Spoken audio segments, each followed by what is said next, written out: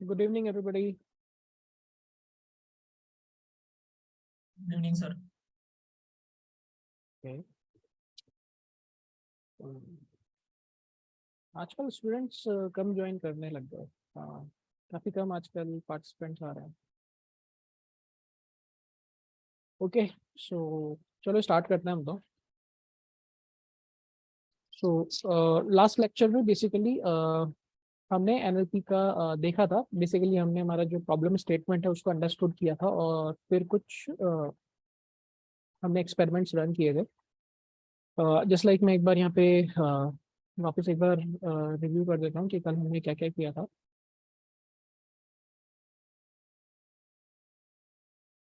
तो हमने सबसे पहले हमारा डेटा है वो इंपोर्ट किया था।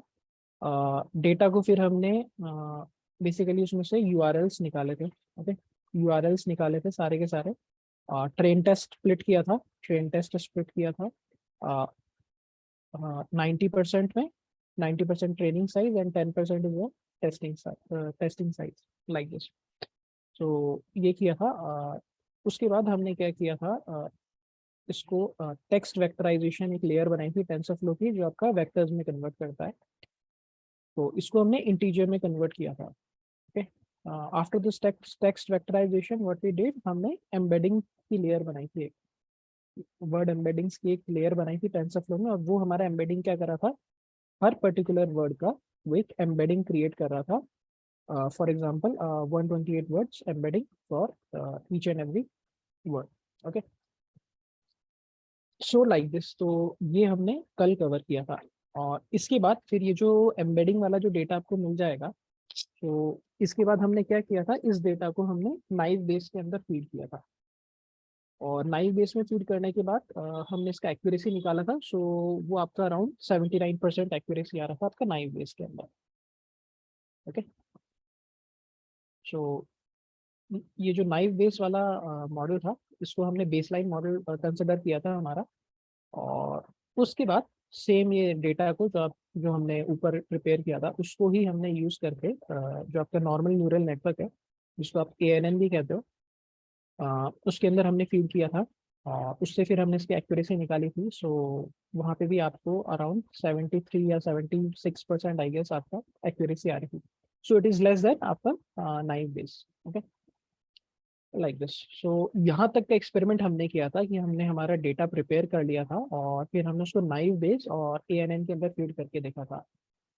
और आज के केस में हम क्या करने वाले हैं, आज हम सेम जो ऊपर वाला जो सेटअप है हमारा, इसको ही यूज करके हम हमारा LSTM मॉडल्स है उसके अंदर फीड करेंगे, फिर आपका GRU मॉडल्स है उसको हम क्रिएट करेंगे। ओके, और आखिरी के अंदर हम ये भी देखेंगे कि ट्रांसफर लर्निंग कैसे हो सकती है। ओके, सो ये जो ट्रांसफर लर्निंग वाला पार्ट है ये काफ़ी इंपॉर्टेंट है क्योंकि मोस्ट ऑफ द टाइम आप यही करोगे। जैसा कि आप CNN में या ऑब्जेक्ट डिटेक्शन में करते हो ट्रांसफर लर्निंग, तो यहाँ पे भी आप काफ़ी करने वाले हो this transfer learning. Okay, so ये हमारा पूरा सेटअप रहेगा। Okay, and before continue I guess हमारे 14 लोग आ चुके हैं। So okay, so give me some inputs कि I just want to have a chat regarding कि आप लोग आपके इंटरव्यूज की तैयारी कैसे कर रहे हो, what is your approach towards interview, because I guess हमारा ये आज का और शायद कल का लेक्चर है और फिर आपका NLP में भी ओवर हो जाएगा। सो I also want to discuss about how you guys preparing for interviews.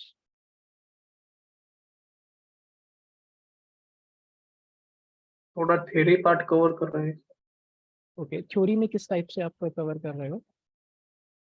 Basic जो पाइथन का है वो तो पहले पाइथन और SQL पे पहले फोकस किया है। ओके, सो आप पाइथन और SQL का आप थ्योरी पार्ट कर रहे हो। Yes, okay sir.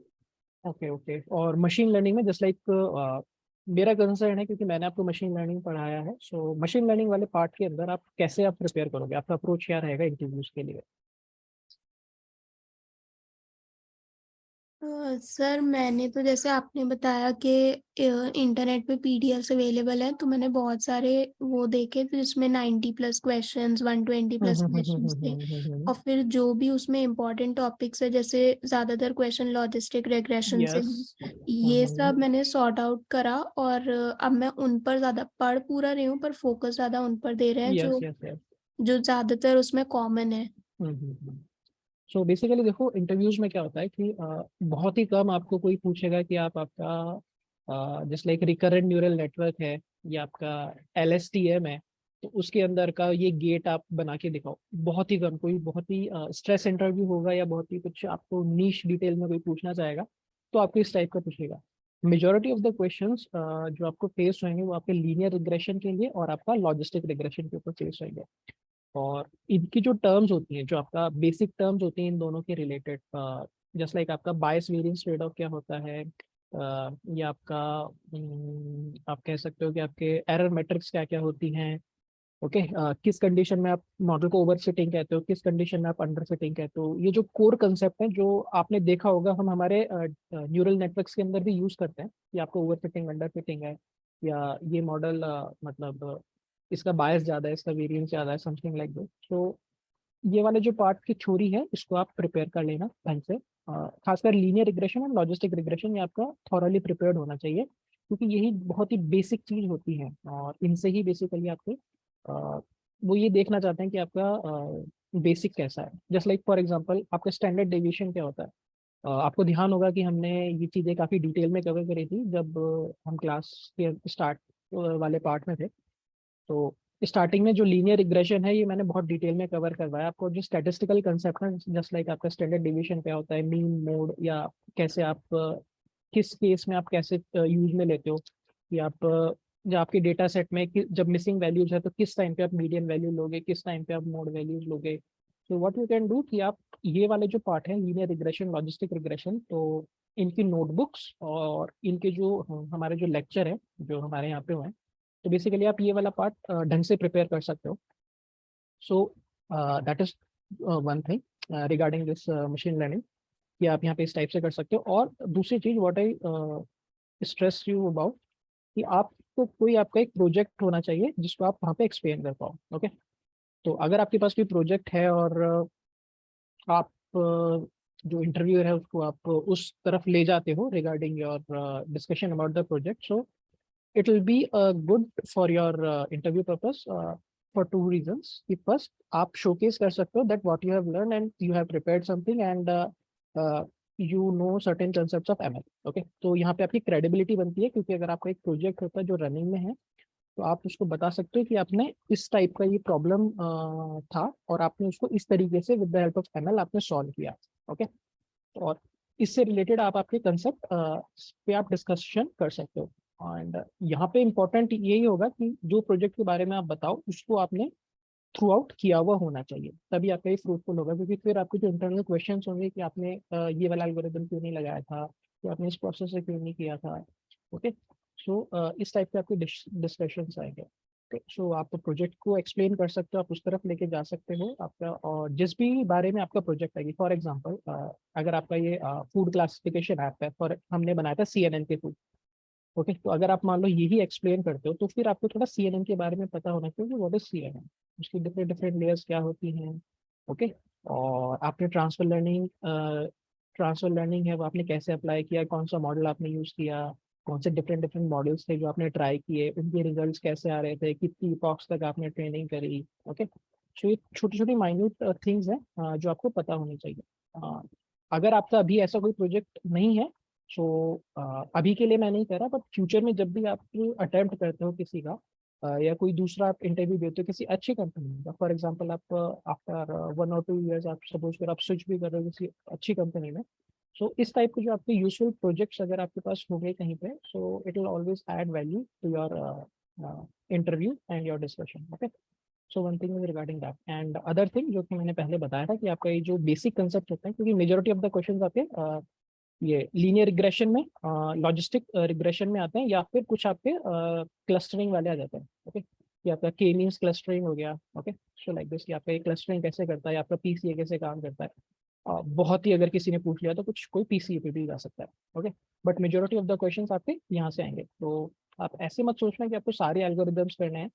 Major focus आपका इन पे होना चाहिए आपके लीनियर और लॉजिस्टिक रिग्रेशन का. बाकी जो एल्गोरिदम्स है उसका आप ओवरव्यू ले सकते हो, जस्ट लाइक कि आपका डिसीजन ट्री कैसे काम करता है, रैंडम फॉरेस्ट क्या करता है. Okay, like this.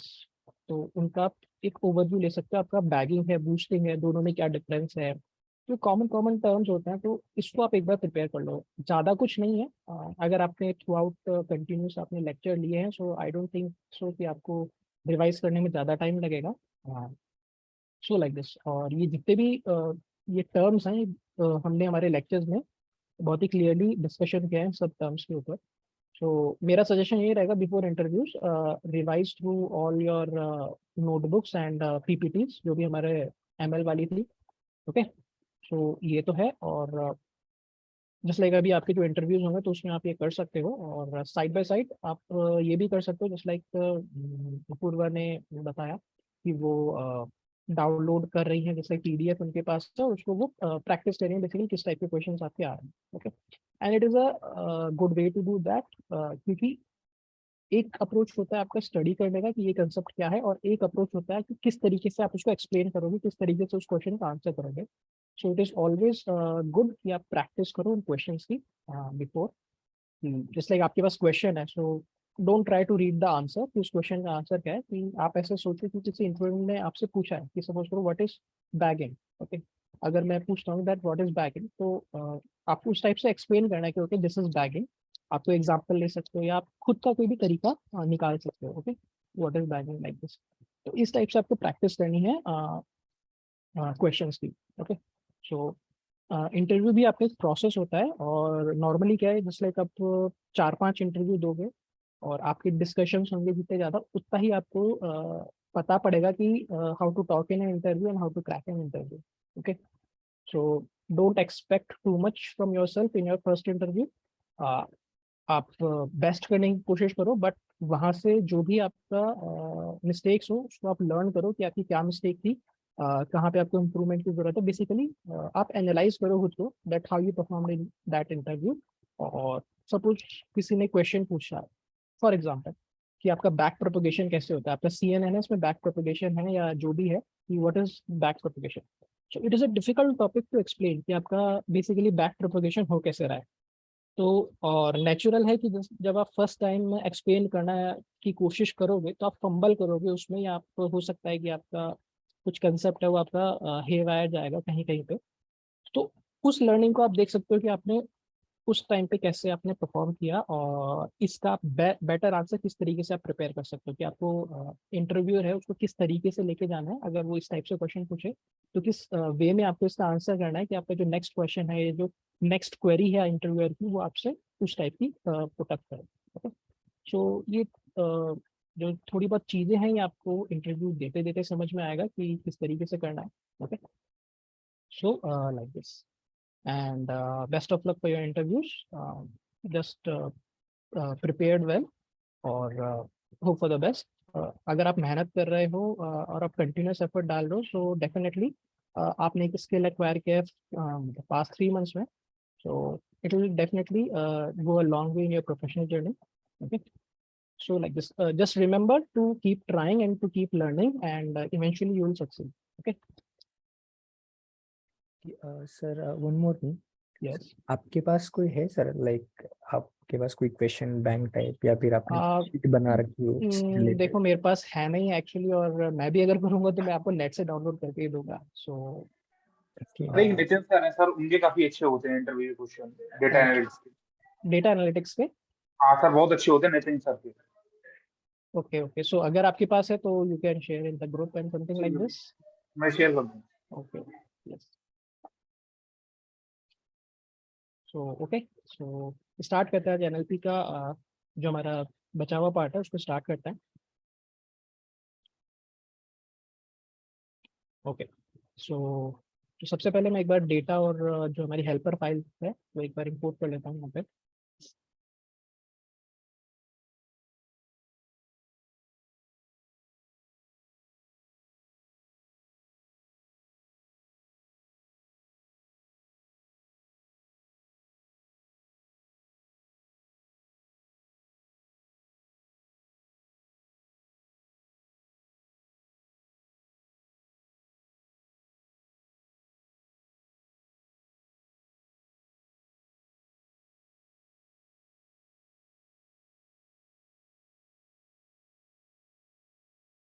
ओके, सो हमारा इंपोर्ट हो गया है, और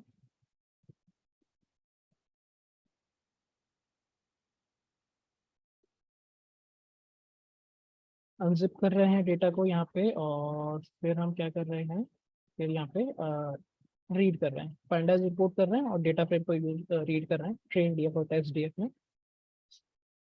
यहाँ पे बेसिकली हम शफल कर रहे हैं डेटा सेट को।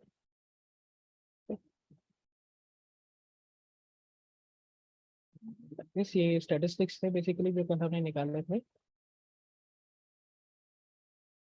यहाँ पे हमने ट्रेन टेस्ट स्प्लिट किया था, 90% आपका ट्रेनिंग में और 10% आपका वैलिडेशन सेट लिया था, something like this.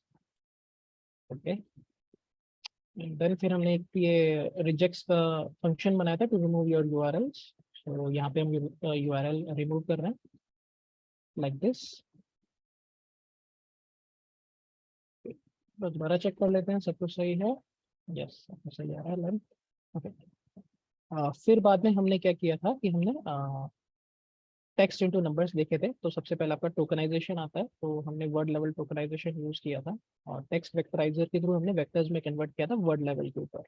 Okay, so ये सारे आपके हाइपर पैरामीटर्स होते हैं कि आपके मैक्सिमम टोकन कितने चाहिए।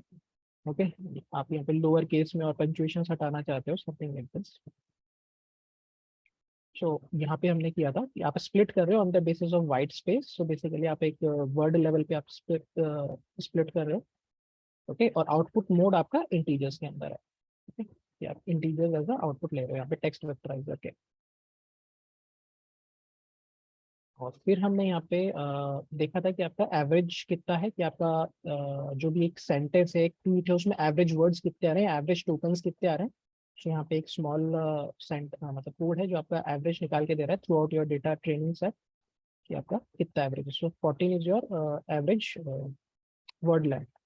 ओके, मतलब जो ट्वीट है उसका एवरेज टोकन्स है कि 12 टोकन्स है आपके बेसिकली हर एक ट्वीट में। सो उस इंफॉर्मेशन को यूज में करते ही तो हमने यहाँ पे दो वैल्यू सेट कर रहे हैं कि आपका जो पूरा कॉर्पस है ट्वीट्स का, सो उसमें बेसिकली व्हाट वी वांट कि हम 10,000 ही वोकैबुलरी रख रहे हैं, ज़्यादा वोकैबुलरी हम नहीं रख रहे, 10,000 तक हम लिमिट कर रहे हैं। सो मैक्स वोकैब स्किल है। और मैक्स लेंथ इसकी 14 है कि आपका जो हर एक ट्वीट है बेसिकली जो उसका वेक्टराइजेशन फॉर्म में बनेगा रिप्रेजेंटेशन, तो उसमें 14 साइज ही होना चाहिए। ओके, सो लाइक दिस, यहाँ पे हमने टेक्स्ट वेक्टराइजर डिफाइन किया उसके अकॉर्डिंग। यहाँ पे मैक्स टोकन है, आउटपुट मोड इंटीजर है और आउटपुट सीक्वेंस लेंथ है आपका दिस 14 मैक्सिमम। ओके, सो ये सब हमने कल डिस्कस किया था। और आखिरी में यहाँ पे डॉट अडेप्ट करके आप क्या करते हो, बेसिकली आप फिट करते हो आपका जो डेटा है उसको आप टेक्स्ट वेक्टराइजर में। तो अभी आपका यहाँ पे जो भी कॉर्पस था ट्रेन सेंटेंसेस का, वो आपका फीड हो गया टेक्स्ट वेक्टराइजर में। और अब आपका जो टेक्स्ट वेक्टराइजर ये ट्रेन हो गया आपके इस कॉर्पस के लिए, जो आपका ट्वीट्स का डेटाबेस था उसके लिए। और अब इसको आप यूज कर सकते हो टेक्स्ट वेक्टराइजर को फॉर फर्दर मतलब वेक्टराइजिंग एनी सेंटेंसेस। तो यहाँ पे फॉर एग्जांपल कि आपका सैम्पल सेंटेंस है something like this, there is flood in my street. Okay, और फिर आप इसको टेक्स्ट वेक्टराइजर से पास आउट करोगे, so it came something like this. Okay, तो ये आपका वेक्टर रिप्रेजेंटेशन है और यहाँ पे आपका 0 0 आ रहा है। सो ये आपका बेसिकली एम्प्टी प्लेसेस हैं जो आपके टेक्स्ट वेक्टराइजर में, क्योंकि आपका लेंथ है वो 14 होएगा इन सबका, यहाँ पे 14 है। तो जितने वर्ड आपके यहाँ पे आ गए वो यहाँ पे रिप्रेजेंट हो जाएंगे, बाकी आपका 0 से रिप्रेजेंट होगा। And same goes with long tweets कि आपका जितने आ जाएंगे है, बाकी आपका रूल आउट हो जाएगा वहाँ पे। सो लाइक दिस, ये आपका टेक्स्ट वेक्टराइजर हो गया। और इस टेक्स्ट वेक्टराइजर को फिर हमने यहाँ पे फिर इसके कुछ फंक्शंस हमने देखे कि आपका टोटल वर्ड्स कितने हैं वोकैब में। तो इसका आपका फंक्शन होता है कि text vectorizer dot get underscore vocabulary. So इससे आपके नंबर ऑफ वर्ड्स आते हैं जो कि आपके 10,000 है। और फिर हम क्या कर रहे हैं कि आपका ये जो वोकैब में है तो आपके कौन से मोस्ट कॉमन अकरिंग वर्ड्स हैं, तो ये मोस्ट कॉमन अकरिंग वर्ड्स है। और जो लीस्ट मतलब कॉमन है वो आपके ये वर्ड्स है। Okay, like this. सो ये जस्ट आपका विजुअलाइजेशन के लिए कि आपका वोकैब कैसा दिख रहा है। सो ऊपर वाला पार्ट फैक्टराइजेशन वाला था। नाउ अब हम एम्बेडिंग के ऊपर आ रहे हैं कि आपका एम्बेडिंग लेयर्स के ऊपर। तो एम्बेडिंग बेसिकली क्या होता है कि आपका वेक्टर फॉर्म के अंदर कन्वर्ट करता है हर एक वर्ड को। ओके, सो यहाँ पे इसके कुछ हाइपर पैरामीटर्स है कि आपका इनपुट डायमेंशन कैसा होना चाहिए। कि आपका जैसे लाइक 14 है आपका, तो यहाँ पे इनपुट डायमेंशन इक्वल टू 14 कि आपका इनपुट है जो आपका एम्बेडिंग लेयर को इनपुट आएगा वो इस लेंथ का आएगा। Okay, like this. एंड आपका आउटपुट क्या होना चाहिए, 128 शेप का होना चाहिए। सो 128 क्या है, ये आपका आउटपुट शेप है हर एक वर्ड की एम्बेडिंग का। ओके, एम्बेडिंग इनिशियलाइजर मतलब आप किस तरीके से आपके एम्बेडिंग्स हैं बेसिकली उसके जो वैल्यूज है वेक्टर्स की वो इनिशियलाइज करना चाहते हो। ओके, सो ये एकदम सेम है आपका वेट और बायस इनिशियलाइजेशन का, जैसे न्यूरल नेटवर्क्स में आपके वेट और बायस इनिशियलाइज होते थे, it is same as that. तो यहाँ पे यूनिफॉर्म करके हम इसको इनिशियलाइज करते हैं। इनपुट लेंथ आपका ये आपका मैक्स लेंथ है। Okay, which is 40। और यहाँ पे नेम आप एम्बेडिंग दे रहे हो। सो लाइक दिस, इसको हम रन कर देंगे तो ये आपकी एम्बेडिंग लेयर डिफाइन हो गई यहाँ पे। और अब आप क्या करो, इस एम्बेडिंग लेयर को यूज कर रहे हो और इसमें आप टेक्स्ट वेक्टराइजर का आउटपुट यहाँ पे फीड अप कर रहे हो। और यहाँ पे मैं एक रैंडम सेंटेंस ले रहा हूँ। जो आप इसको रन करोगे तो आपका जो सेंटेंस है, okay, name random is not defined, तो आई गेस हमने ऊपर रैंडम वाली जो सेल है वो यूज नहीं करेगी। सो इम्पोर्ट रैंडम कर लेते हैं यहाँ पे और फिर इसको रन करते हैं। So something like this. So ये आपका टेक्स्ट है और या इसकी एम्बेडिंग आ रही है आपकी। सो आपका जो टेक्स्ट वेक्टराइजर है उसका शेप 1,14 आता है। और उसके ऊपर हर एक वर्ड का जो हर एक आपका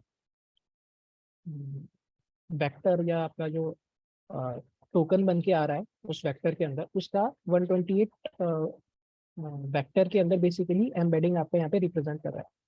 सो आपका जो भी एक वर्ड है वो आपका 128 वेक्टर स्पेस में रिप्रेजेंट हो रहा है आपके एम्बेडिंग से। Okay, it is like this. Individual words को आप यहाँ पे इस टाइप से एक्सेस कर सकते हो कि आपका इंडिविजुअल जैसे एक 0 वाला वर्ड है उसकी एम्बेडिंग क्या है, फर्स्ट वाला वर्ड है उसकी एम्बेडिंग क्या है, एंड सो ऑन। ओके, तो ये आपका एक एक वर्ड की एम्बेडिंग है। ओके, जो आपके अप टू 14 तक है, तो आई गेस अपना 0 to 13 चलेगा। तो आपका 13 वाला जो वर्ड है उसकी embedding something like this. Okay, so ये है आपकी वैल्यूज। और उसके बाद हम मॉडलिंग के ऊपर आ गए थे। ओके, और मॉडलिंग में सबसे पहले हमने नाइव बेस किया था। सो नाइव बेस का हमने क्या किया था कि सबसे पहले आप TF-ID वेक्टराइजर से आप TF-ID में कन्वर्ट करोगे और फिर आप उसको नाइव बेस के अंदर फीड कर रहे हो। तो आपका जो एम्बेडिंग वाला जो डेटा है या एज अ जो लेयर आपने बनाया है टेंसरफ्लो का, कि आपका टेक्स्ट वेक्टराइजेशन का और एम्बेडिंग का जो टेंसरफ्लो का लेयर बनाया है वो आपका मल्टीनोमियल नाइव बेस में काम नहीं आएगा। तो यहाँ पे आपका प्री प्रोसेसिंग स्टेप क्या है कि अपना sklearn डॉट फीचर एक्सट्रैक्शन से आप TF-ID वेक्टराइजर इंपोर्ट कर रहे हो और उसके थ्रू आप वेक्टर फॉर्म में कन्वर्ट कर रहे हो आपके डेटा को, और फिर आप नाइव बेस के अंदर फीड कर रहे हो उस डेटा को। Okay, so something like this. तो आप इसको रन करोगे तो आपका यहाँ पे डिफाइन हो गया और आपका ट्रेन हो गया बेसिकली। यहाँ पे मॉडल अंडरस्कोर 0 डॉट फिट और यहाँ पे आप फिट कर रहे हो आपका ट्रेन सेंटेंस और आपका ट्रेन लेवल्स। नेक्स्ट यहाँ पे आप प्रिडिक्ट कर रहे हो मॉडल अंडरस्कोर 0 डॉट स्कोर। तो आप एक्यूरेसी बेसिकली निकाल रहे हो कि आपको कितना एक्यूरेसी आया। तो यहाँ पे इसका एक्यूरेसी 79.92 आ रहा था, ऑलमोस्ट 80% आ रहा था। ओके, तो नेक्स्ट मैं कुछ कोड सेल है ये रन करूंगा। ये आपका फंक्शन था बेसिकली जो आपका हमने क्रिएट किया था for getting your accuracy, precision, recall और FN score. Okay, and like this. So आपका ये प्रिसीजन आ रहा है आपका 0.81 और 0.79 आपका रिकॉल आ रहा है एंड F1 आपका ये आ रहा है।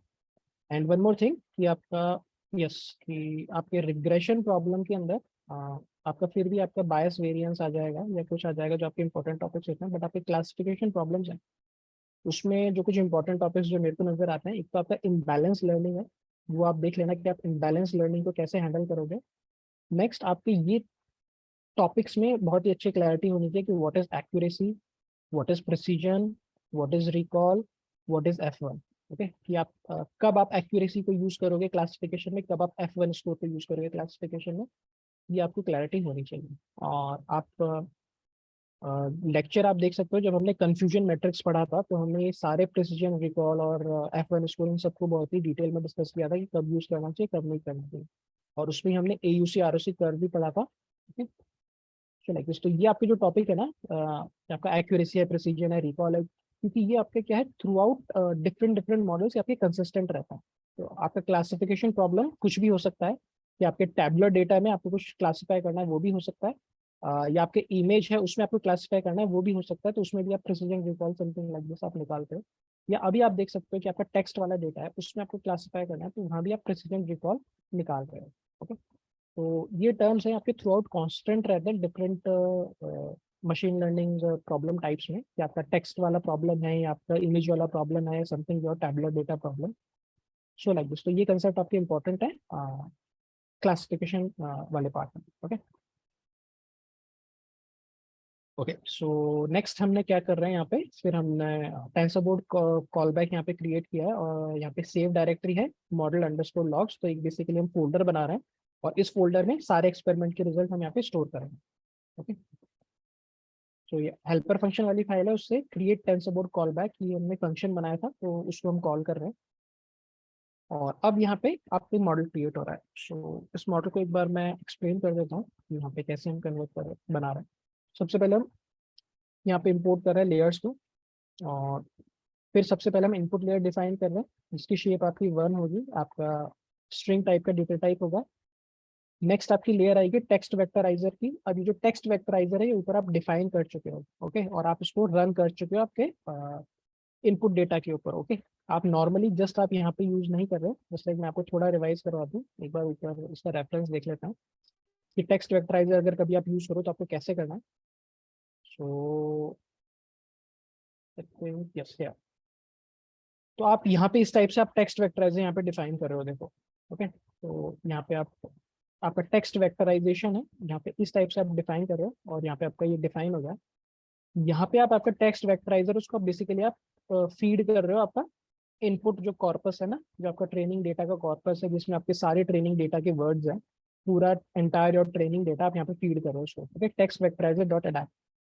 इस कोड के बाद आपका text vectorizer is usable in your ML code. Okay, जो आपका पाइपलाइन है बेसिकली आपका ANN बनाने का, उसके अंदर आप तब आप यूज कर सकते हो टेक्स्ट वेक्टराइजर।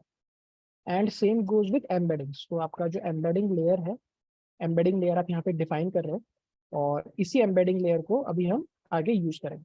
ओके, तो यहाँ पे आप इस टाइप से पहले आप डिफाइन करोगे आपके लेयर को, और फिर आप वहाँ पे मॉडल में आप यूज करोगे। So here you can see कि हमने पहले टेक्स्ट वेक्टराइजर यूज किया, और उसको आप इनपुट से कनेक्ट करो। ओके, और लाइक दिस। फिर आप जो टेक्स्ट वेक्टराइजर का आउटपुट है आप फीड कर रहे हो एम्बेडिंग वाली लेयर में, यहाँ पे आप कनेक्ट कर रहे हो, और फिर एम्बेडिंग का जो आउटपुट है वो आप ग्लोबल एवरेज पूल वाली लेयर है उसमें फीड कर रहे हो। और यहाँ पे डिफरेंस ये है कि जब भी आप टेक्स्ट वाले डेटा के साथ करोगे तो it is a one dimensional data, so आपके यहाँ पे हमेशा 1D आएगा। और इमेज वाला डेटा क्योंकि आपका 2 डायमेंशनल डेटा है, ओके, तो वहाँ पे आपका 2D आएगा, लाइक दिस। सो फिर आपका output layer, final output layer, और आउटपुट लेयर में आप लेयर्स डॉट डेंस एक न्यूरॉन बना रहे हो, और यहाँ पे आप जस्ट सिंगल न्यूरॉन ही बना रहे हो। एक्टिवेशन इसका सिग्मॉइड रख रहे हो, और इसको आप कनेक्ट करो ग्लोबल एवरेज पूलिंग लेयर से, ओके, इसके आउटपुट से। सो लाइक दिस आपका मॉडल इस टाइप से बन रहा है। और यहाँ पे आप क्या कर रहे हो, tf.keras.model, इससे आप इनपुट और आउटपुट को ऐड कर रहे हो, और इस मॉडल का नेम दे रहे हो model_1, ओके। इस टाइप से आपका एक ANN बना है यहाँ पे, ओके। और ANN में आप टेक्स्ट वेक्टराइजेशन और एम्बेडिंग यूज कर रहे हो to enable your ANN to process your text data, okay, so like this। next हम यहाँ पे कंपाइल कर रहे हैं, लॉस बाइनरी क्रॉस एंट्रोपी है क्योंकि आपका जो बाइनरी आपका क्लासिफिकेशन प्रॉब्लम है, दैट्स व्हाई, ओके। देन आपका ऑप्टिमाइजर एडम, आप यहाँ पे SGD वगैरह कुछ भी आप ट्राई कर सकते हो, मैट्रिक्स आपकी एक्यूरेसी है, ओके। नाउ फिर हमने मॉडल डॉट समरी किया था, और आखिरी में फिर हमने इसको ट्रेन किया, ओके। सो 5 इपॉक्स के लिए हम ट्रेन कर रहे हैं, और इसका जो रिजल्ट है बेसिकली आपके मॉडल लॉग्स वाली जो डायरेक्टरी है उसके अंदर यहाँ पे आएगा, स्टोर होएगा। तो यहाँ पे देख सकते हो सिंपल डेंस मॉडल है, इस नाम से आपका फोल्डर बना है, और इसके अंदर आपका ये रिकॉर्ड जो हम ट्रेन कर रहे हैं वो सेव हो रहा है, ओके। सो आफ्टर 5 इपॉक्स आपकी एक्यूरेसी 78% आई है, और वहाँ पे आपका 79% आ रहा था एक्यूरेसी, ओके, नाइफ बेस में। So there is a difference, okay, 78% आया है। और यहाँ पे आप बेसिकली जो अपनी एम्बेडिंग वाली जो लेयर है, जो यहाँ पे हमने क्रिएट किया था एम्बेडिंग वाली लेयर, ओके, जिसके आपकी मेजॉरिटी पैरामीटर्स आपके उसी के हैं, और ये आपके क्या है, जैसे जैसे आपका मॉडल रन कर रहा है वैसे वैसे ये पैरामीटर्स भी आपके ट्रेन हो रहे हैं। तो ये जो एम्बेडिंग्स के वेक्टर्स हैं, आप यहाँ पे, या जो वेट्स हैं, आप इस टाइप से देख सकते हो कि आपका एम्बेडिंग डॉट वेट्स, आपकी एम्बेडिंग लेयर थी, उस पर एम्बेडिंग डॉट वेट्स आप करोगे तो ये आपके वेट्स आ जाएंगे उस एम्बेडिंग के, ओके।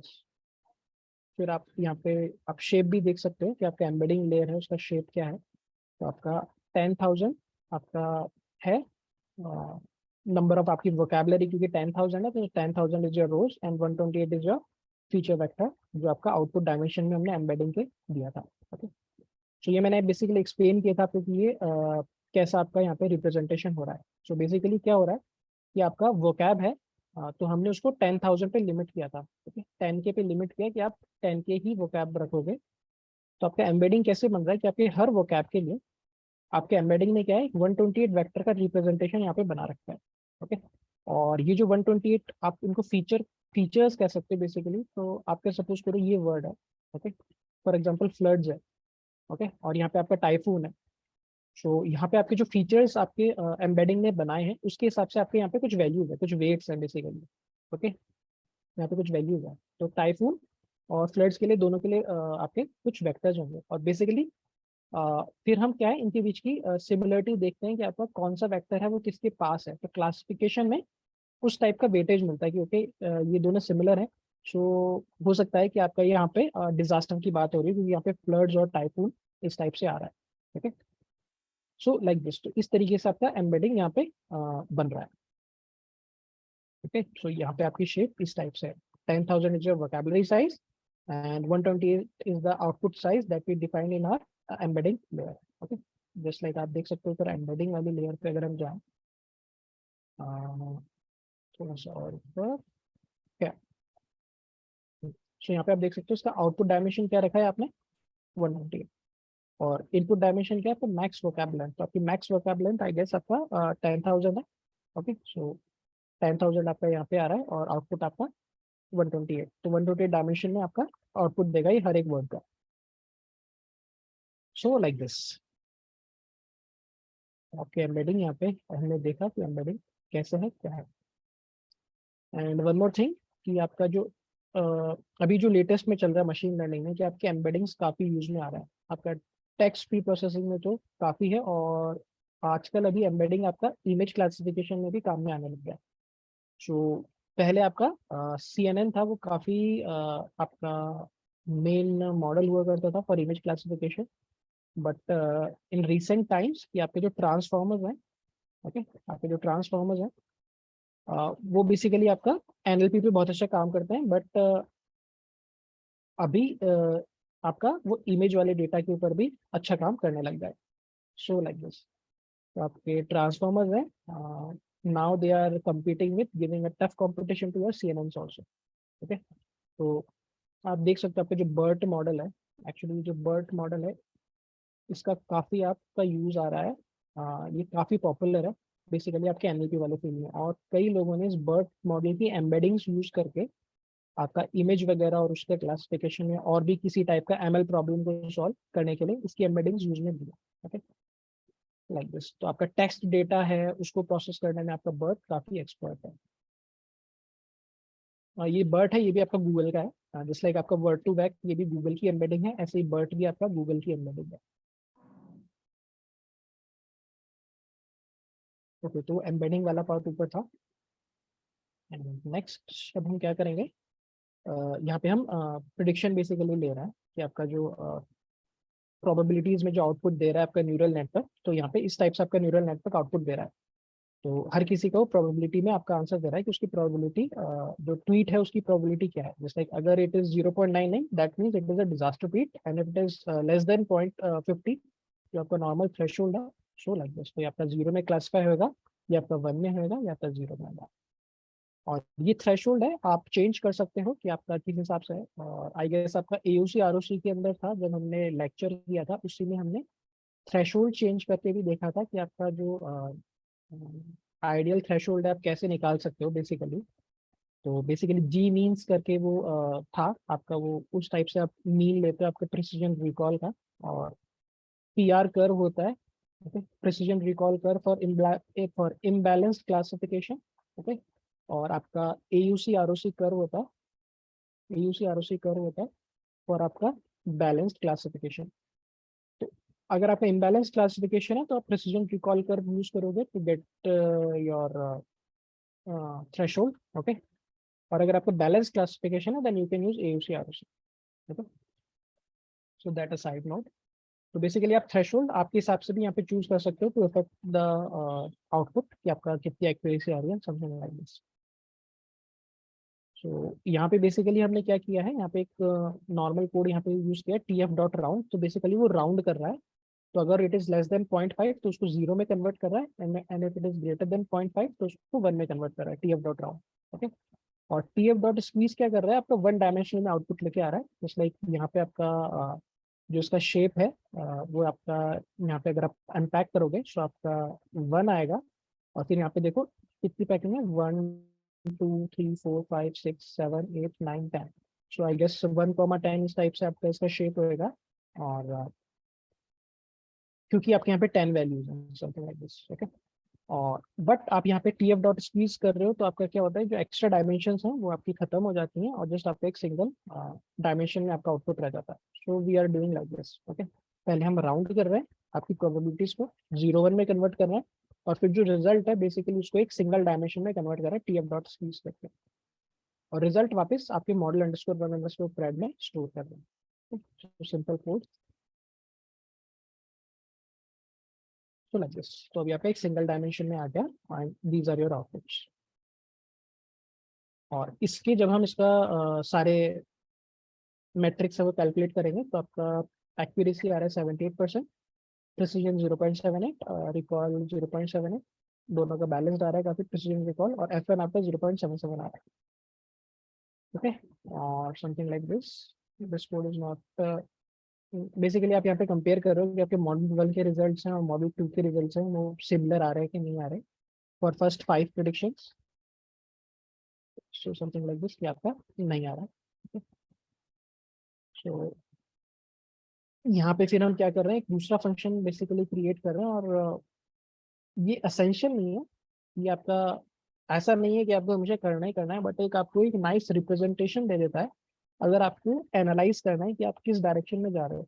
फॉर एग्जांपल आपके बेस लाइन से आपके एक्यूरेसी में कितना चेंज आया, ओके, या आपके प्रिसीजन में कितना चेंज आया, या आपके रिकॉल में कितना चेंज आया, ओके।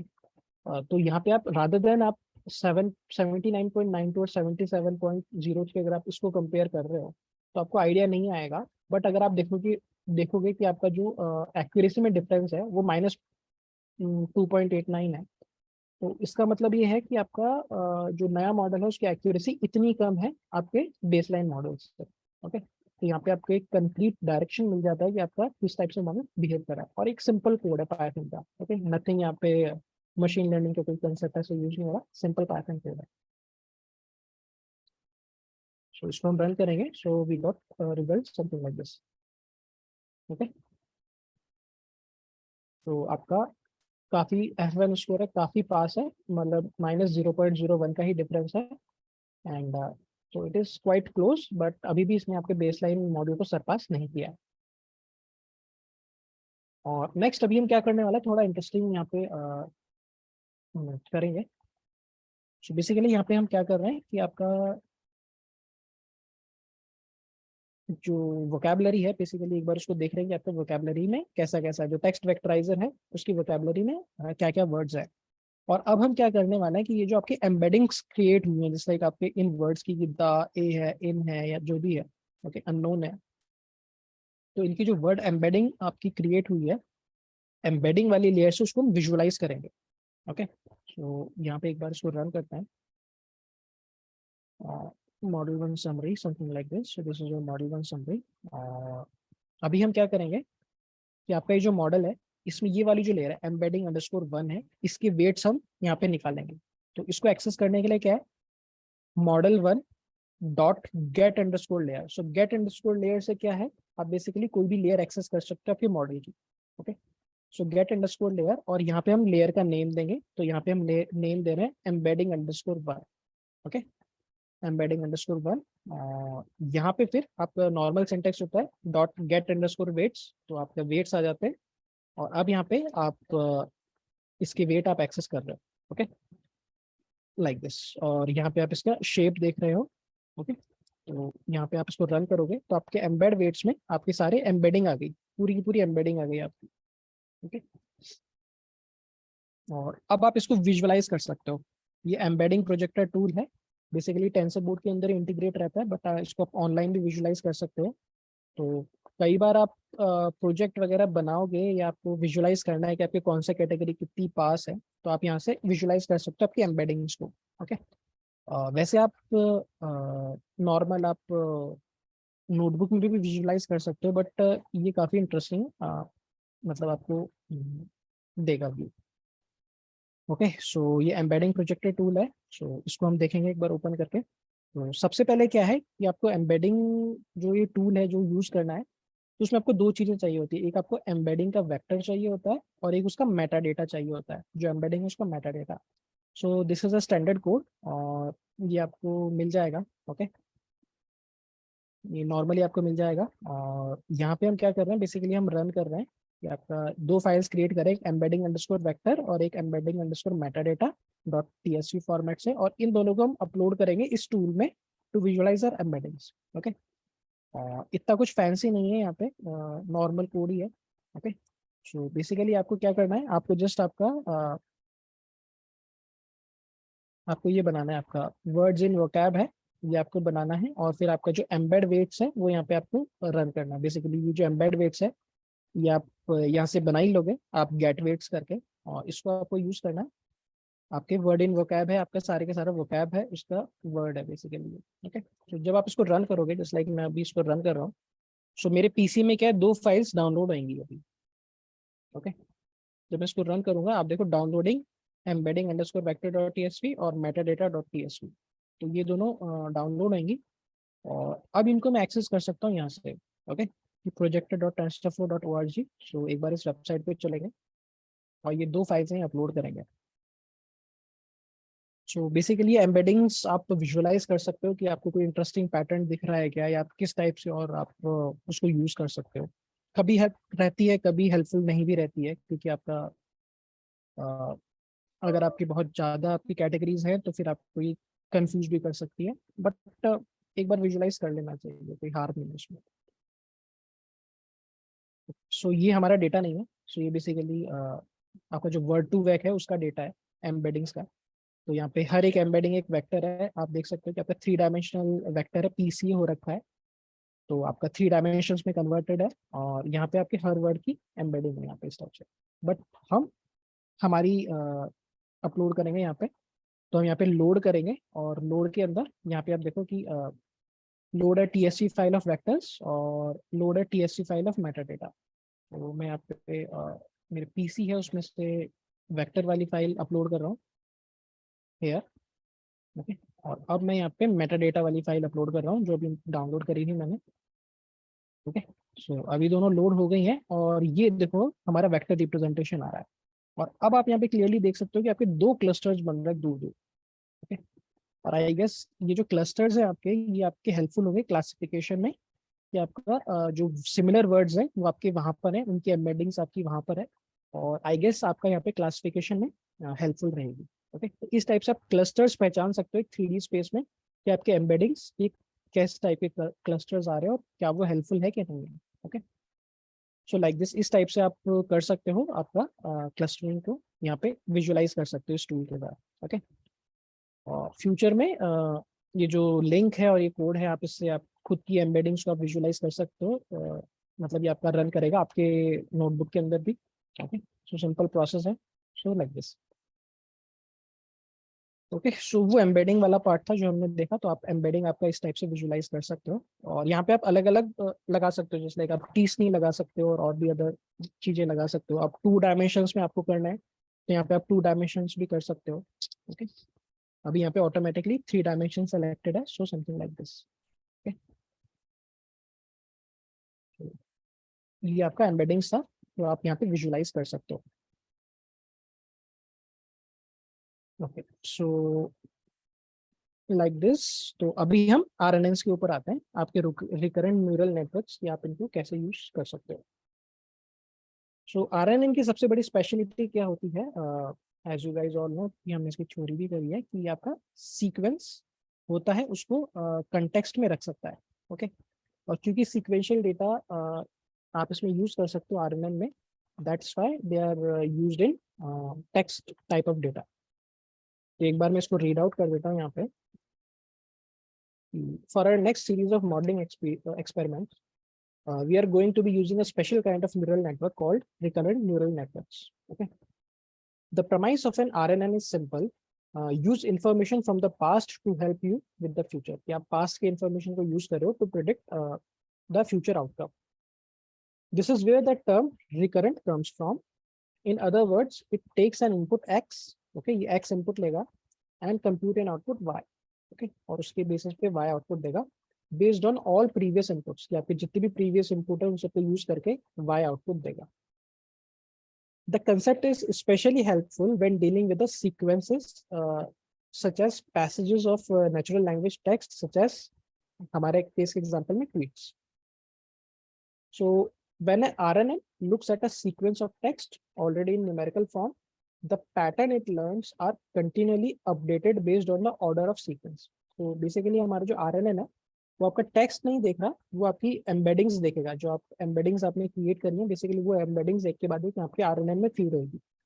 so, उसको देख के वो आपका डिसाइड करेगा कि पहले वाली एम्बेडिंग थी और अभी वाली जो एम्बेडिंग आई है उसके बेसिस पे आपका आउटपुट है वो क्या होगा। ओके, सो लाइक दिस आपका RNN डिसाइड करेगा। तो आप एक सिंपल एग्जांपल यहाँ पे देख सकते हैं कि for a simple example take 2 sentences. तो हम ये 2 सेंटेंस ले रहे हैं। पहला सेंटेंस है massive earthquake last week, no. Okay, second sentence है no massive earthquake last week. अब आप देखो दोनों की वर्डिंग्स आपके सेम है, बट इनका सीक्वेंस अलग है, और सीक्वेंस अलग होने के साथ साथ इनका मतलब भी अलग है। ओके, यहाँ पे आपका एक क्वेश्चन है कि आपके जो मैसिव अर्थक्वेक्स हैं वो मतलब कई वीक्स तक लास्ट करते हैं। ओके, जस्ट एक क्वेश्चन के फॉर्म में वो कह रहा है कि ऐसा ही है ना, समथिंग लाइक दिस। और यहाँ पे एक असर्शन है, बेसिकली कंफर्मेशन है कि no massive earthquake last week. Okay, कि आपको कोई भी बड़ा अर्थक्वेक है वो वीक्स तक लास्ट नहीं करता। Okay, so like this. तो आप देख सकते हो कि आपका डेटा जो सीक्वेंस है आपका वो इम्पोर्टेंट है, और इसी सीक्वेंस की इंफॉर्मेशन को प्रिजर्व करने के लिए और यूज करने के लिए we are using RNNs। Okay,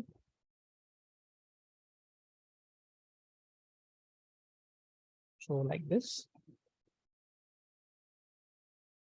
So what I'll do, यहाँ पे मैं एक बार रीड आउट ही कर देता हूँ. So both contains exactly the same words but have different meanings. The order of word determines the meaning. One could argue punctuation marks also dictate the meaning, but for simplicity sake, let's stay focused on the words. Okay. तो आपको पंचुएशंस भी करते हैं, but आपका जो word है basically उसका जो सीक्वेंस है एक बार उसको कंसिडर करके चल रहे हैं. सो आपके रिकरेंट RNN के आपके ये सारे टाइप्स होते हैं कि 1 to 1, 1 to many, और ये सब हमने देखे थे इसकी थ्योरी में भी, बट एक बार यहाँ पे और रिवाइज कर लेते हैं. तो 1 to 1 क्या होता है, इसका एग्जांपल क्या है कि आपका 1 इनपुट है एंड 1 आउटपुट है, जस्ट लाइक आपका इमेज क्लासिफिकेशन. तो अगर आप इनपुट में कोई इमेज दे रहे हो और आप आउटपुट में क्लासिफाई करोगे weather it is a pizza और पैनकेक. ओके, तो इस केस में अगर आप RNN यूज करते हो तो आपका वो RNN होगा 1 to 1, कि आप एक इमेज का इनपुट दे रहे हो and you are predicting an output. Okay, next है आपका 1 to many. सो इसका एग्जांपल क्या है कि 1 input many output, such as image captioning, कि आप इमेज दे रहे हो और आप यहाँ पे कैप्शनिंग कर रहे हो कि ये इमेज किसके बारे में, कि जस्ट लाइक हमने एग्जांपल देखा था a dog flying in mid air catching a ball. Okay, अगर एक डॉग की इमेज है जो आपका मिड एयर के अंदर बॉल पकड़ रहा है तो आप इस टाइप से कैप्शन कर सकते हो उस इमेज को. नेक्स्ट आपका आता है many to one. So many to one में क्या है, मैनी इनपुट्स 1 आउटपुट, जैसा टेक्स्ट क्लासिफिकेशन जो कि हम इस केस में कर रहे हैं कि हमारे जो इनपुट्स हैं वो काफ़ी हैं, आपके अलग अलग ट्वीट्स हैं और उसमें भी अलग अलग वर्ड्स हैं, समथिंग लाइक दिस. और ये सब यूज करके आप क्या क्लासिफाई करो कि whether it is disaster tweet और not disaster tweet. Okay, something like this. तो मैनी टू वन में हमारा ये एग्जांपल आएगा. मैनी टू मैनी में क्या एग्जांपल आता है कि many inputs many outputs, such as machine learning translation, translating English to Spanish. अगर आप ट्रांसलेशन कर रहे हो तो आपका सीक्वेंस में ही इनपुट आएगा और आपका सीक्वेंस में ही आउटपुट आएगा. Okay, something like this. तो ये आपके एग्जांपल है RNNs के. सो यहाँ पे RNNs के आपको क्या क्या वर्जन्स देखने को मिलते हैं. एक आपका होता है LSTM, ये हमने पढ़ा है कि लॉन्ग शॉर्ट टर्म मेमोरी, और ये काफी पॉपुलर भी है एट प्रेजेंट. इसी का एक और वर्जन होता है आपका GRUs. Okay, gated recurrent units. So ये आपके LSTM से हल्के से डाउनग्रेडेड होता है. सो LSTM का प्रॉब्लम क्या था कि इट टेक्स मतलब takes longer to train. Okay, ये आपका लॉन्गर टाइम लेता है ट्रेन होने में, और ये लॉन्गर सीक्वेंस आपका होल्ड कर सकता है, बट इट इज ऑल्सो ये आपका टाइम कंज्यूमिंग होता है. तो उसी प्रॉब्लम को आपका GRU सॉल्व करता है. सो ये क्या करता है बेसिकली, RNN से ज़्यादा इन्फॉर्मेशन सेव कर लेगा, ज़्यादा सीक्वेंस ये सेव कर सकता है, और कम कॉम्प्लेक्स होता है, कम टाइम कंज्यूमिंग होता है, बट ये आपके LSTM से कम सीक्वेंस लर्न कर सकता है. ओके, तो LSTM आपका ज़्यादा सीक्वेंस के लिए है, बट अगर आपके पास आपका डेटा सेट कुछ इस टाइप से है कि अगर आपके सेंटेंसेस ज़्यादा नहीं होंगे, जस्ट लाइक फॉर एग्जांपल आपके ट्विटर के ऊपर एक रेस्ट्रिक्शन है कि आप 160 वर्ड से ज़्यादा आप नहीं दे सकते, कि 160 वर्ड से ज़्यादा आप एक ट्वीट नहीं कर सकते. तो उस केस में क्या आपको लॉन्ग सेंटेंसेस आपको रिमेंबर रखने की जरूरत नहीं है. आपका मैक्सिमम लॉन्ग सेंटेंस है आपका 160 के अंदर अंदर ही आएगा. ओके, उस केस में आप यहाँ पे GRUs यूज कर सकते हो, क्योंकि फिर आपको लॉन्गर सीक्वेंस रिमेंबर करने के, for example in a book और इन अ पैसेज, वो आपको जरूरत नहीं है, जो आपको LSTM करके दे सकता है. ओके, सो इसका हल्का सा डाउनग्रेडेड वर्जन है, बट ये आपका स्पीड में फास्ट है as compare to LSTM. Okay, sir वो Gated सीक्वेंस recurrent में memory. इनपुट और सीक्वेंस में आउटपुट वाला बस वही पॉइंट बता दीजिए सर, कौन सा था? ये मैनी टू मैनी. हाँ जी. ओके, सो यहाँ पे क्या है, मैनी टू मैनी में क्या है, आपका मैनी इनपुट्स होते हैं और मैनी आउटपुट्स होते हैं. तो इसका एग्जांपल मैंने गूगल ट्रांसलेशन के एग्जांपल दिया है कि फॉर एग्जांपल अगर आपको कोई वर्ड ट्रांसलेट करना होता है गूगल ट्रांसलेटर में, जैसे आई लाइक पिज्जा, तो आपका आई है, लाइक है और पिज्जा है, तो ये आपका सीक्वेंस में डेटा है। ओके, तो ये आपका इनपुट, आपके मैनी इनपुट्स हो गए क्योंकि आपके सीक्वेंस में डिफरेंट डिफरेंट इनपुट्स जा रहे हैं अलग अलग टाइम पे, कि पहले आई जाएगा, फिर लाइक जाएगा, फिर पिज्जा जाएगा, तो मैनी इनपुट्स हो गए। ऐसे ही आपके आउटपुट, तो आउटपुट भी क्या है, आपका सीक्वेंस में निकलेगा। ऐसा नहीं है कि आपका जस्ट एक बंच में निकल जाएगा, तो सीक्वेंस में आपका आउटपुट निकलेगा। तो जस्ट लाइक अगर आप हिंदी में ट्रांसलेट करते हो तो आपके इस टाइप से निकलेगा कि मुझे पिज्जा पसंद है, समथिंग लाइक दिस। ओके, तो वो भी आपका डिफरेंट डिफरेंट टोकन्स में निकलेगा, डिफरेंट बैचेस में निकलेगा आउटपुट। ओके, सो ये आपका मैनी टू मैनी का एग्जांपल होता है मशीन लर्निंग, मतलब मशीन ट्रांसलेशन, जो आपका ट्रांसलेशंस होते हैं, जस्ट लाइक आपका गूगल जो करता है ट्रांसलेशन। सर इसका मतलब ये जरूरी नहीं कि ILP में ही निकले है ना हाँ, आउटपुट? देखो क्योंकि कंटेक्स्ट अलग है। जस्ट लाइक आप जो आपका पार्ट ऑफ स्पीच होता है इंग्लिश के अंदर, वो आपका डिफरेंट होता है आपका हिंदी से, क्योंकि हिंदी में आपका जो ऑब्जेक्ट है और सब्जेक्ट है उसका रिलेशन अलग है, और इंग्लिश में ऑब्जेक्ट सब्जेक्ट है उसका रिलेशन अलग है। ओके, जी सो लाइक दिस। सो ये आपके हो गए। तो RNNs के हम एग्जांपल यहाँ पे देख रहे थे, एक LSTM है जो हमने देखा था, इसी का एक वर्जन आपका GRU होता है, गेटेड रिकरेंट यूनिट। ओके, और नेक्स्ट आपका बाय डायरेक्शनल RNN होता है। सो बेसिकली यहाँ पे क्या होता है, तो बाय डायरेक्शनल RNN में क्या, आपका जो RNN ब्लॉक होता है, तो नॉर्मली आपका क्या है, फॉरवर्ड इंफॉर्मेशन का ट्रांसफर होता है कि पहले ये इनपुट आया, फिर इसका लूप होकर यहाँ पे गया, फिर दूसरा इनपुट आया, फिर वापस यहाँ पे फीड होके जा रहा है। सो लाइक दिस, और जब सारे इनपुट खत्म हो गए तो आपका आउटपुट आ गया। ओके, ये आपका नॉर्मल RNN में होता है। बट बाय डायरेक्शनल RNN क्या करता है, आपका फॉरवर्ड और बैकवर्ड दोनों तरफ से आपको वापस फीड कराता है। पहले आपको फॉरवर्ड फीड करेगा, फिर वापस वही डेटा बैकवर्ड फीड करेगा, और जब ये दोनों साइकिल आपकी हो जाएंगी तब जाके आपको वो आउटपुट देगा। ओके, ये आपका आउटपुट क्या आ रहा है। तो ये आपका RNN बाय डायरेक्शनल RNN है, ये आपका इस टाइप से भी सेंटेंस पढ़ता है, फ्रॉम लेफ्ट टू राइट, और ये राइट टू लेफ्ट ऐसे भी सेंटेंस पढ़ेगा, और दोनों तरफ से मीनिंग निकालने की कोशिश करेगा कि आपका क्या मीनिंग है सेंटेक्स, मतलब सिंटेक्स का, या आपका जो सेंटेंस है उसका क्या मीनिंग है। ठीक है, तो ये 3 टाइप्स हैं आपके। ठीक है, और भी इसमें काफी टाइप्स आते हैं, बट अभी के लिए हम इन 3 पे ही एक्सपेरिमेंट करेंगे। ओके, सो इनको हम पढ़ेंगे, इन 3 को, और इनके बारे में अगर आपको और अंडरस्टैंड करना है तो आप यहाँ पे कुछ लिंक्स हैं, इस पे आप जा सकते हो। स्पेसिफिकली आप इस वाले आर्टिकल पे जाओगे तो आपको पता पड़ेगा कि RNN का आप कैसे कैसे क्या क्या और भी कर सकते हो, और इमेज वाले डेटा पे कैसे आपके RNNs यूज होते हैं। काफी अच्छा आर्टिकल है, if you interested to study about RNNs तो ये देख सकते हो। और ये वाला आर्टिकल हमने पहले देखा ही था LSTM के ऊपर। तो अभी LSTM वाला मॉडल हम करेंगे ट्रेन। ओके, और लाइक दिस, तो एक बार मैं LSTM का थोड़ा सा पढ़ लेता हूँ। So, okay. So, to harness the power of LSTM cell, LSTM layer are often called interchangeably. तो बेसिकली क्या है कि हम इस टाइप से लेयर कॉल कर सकते हैं टेंसरफ्लो में, और उसका पे LSTM लेयर ऐड हो जाती है आपके न्यूरल नेटवर्क में।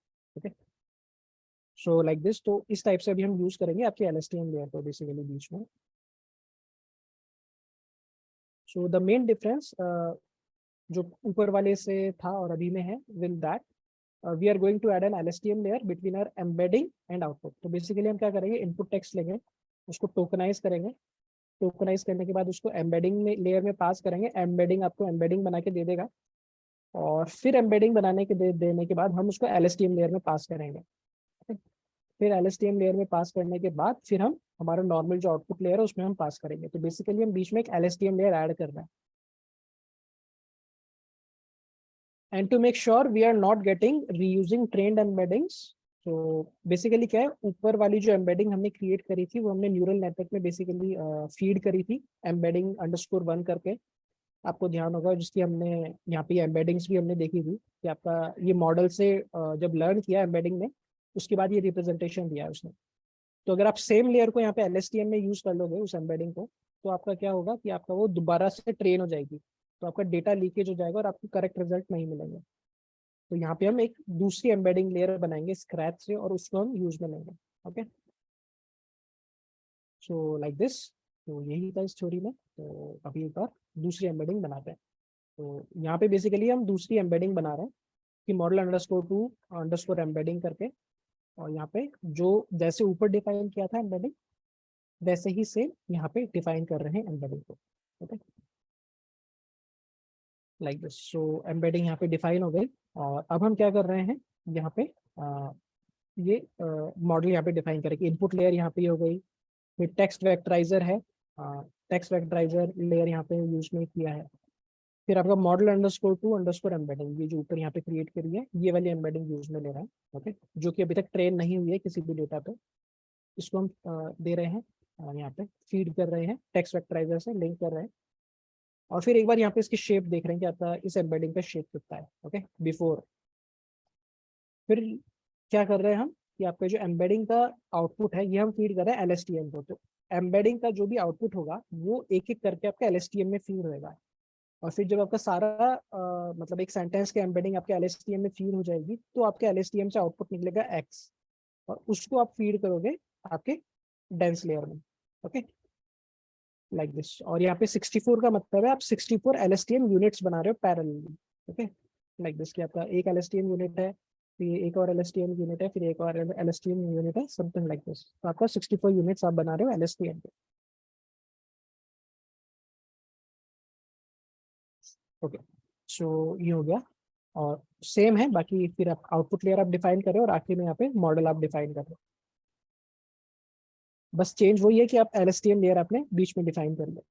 तो उसको रन करते हैं एक बार। तो आप देखो कि आपका बिफोर आपका जो एम्बेडिंग है, मतलब जो आपका LSTM लेयर है, तो आपके एम्बेडिंग का शेप यहाँ पे आ रहा है आपका नन, 14, 128। ओके, सो ये आपका बेसिकली आपका बैच साइज है कि आपका कितना आप भेजते हो, ट्वीट्स आप भेजते हो कि आपको एक ट्वीट भेजना है, 2 ट्वीट भेजना है, समथिंग लाइक दिस। और ये आपका है वेक्टर का फॉर्म, ये आपका जो टेक्स्ट वेक्टराइजर है उसका साइज कितना है। सो 14 वर्ड्स आ रहे हैं हर एक ट्वीट में, और उसके लिए आपका 128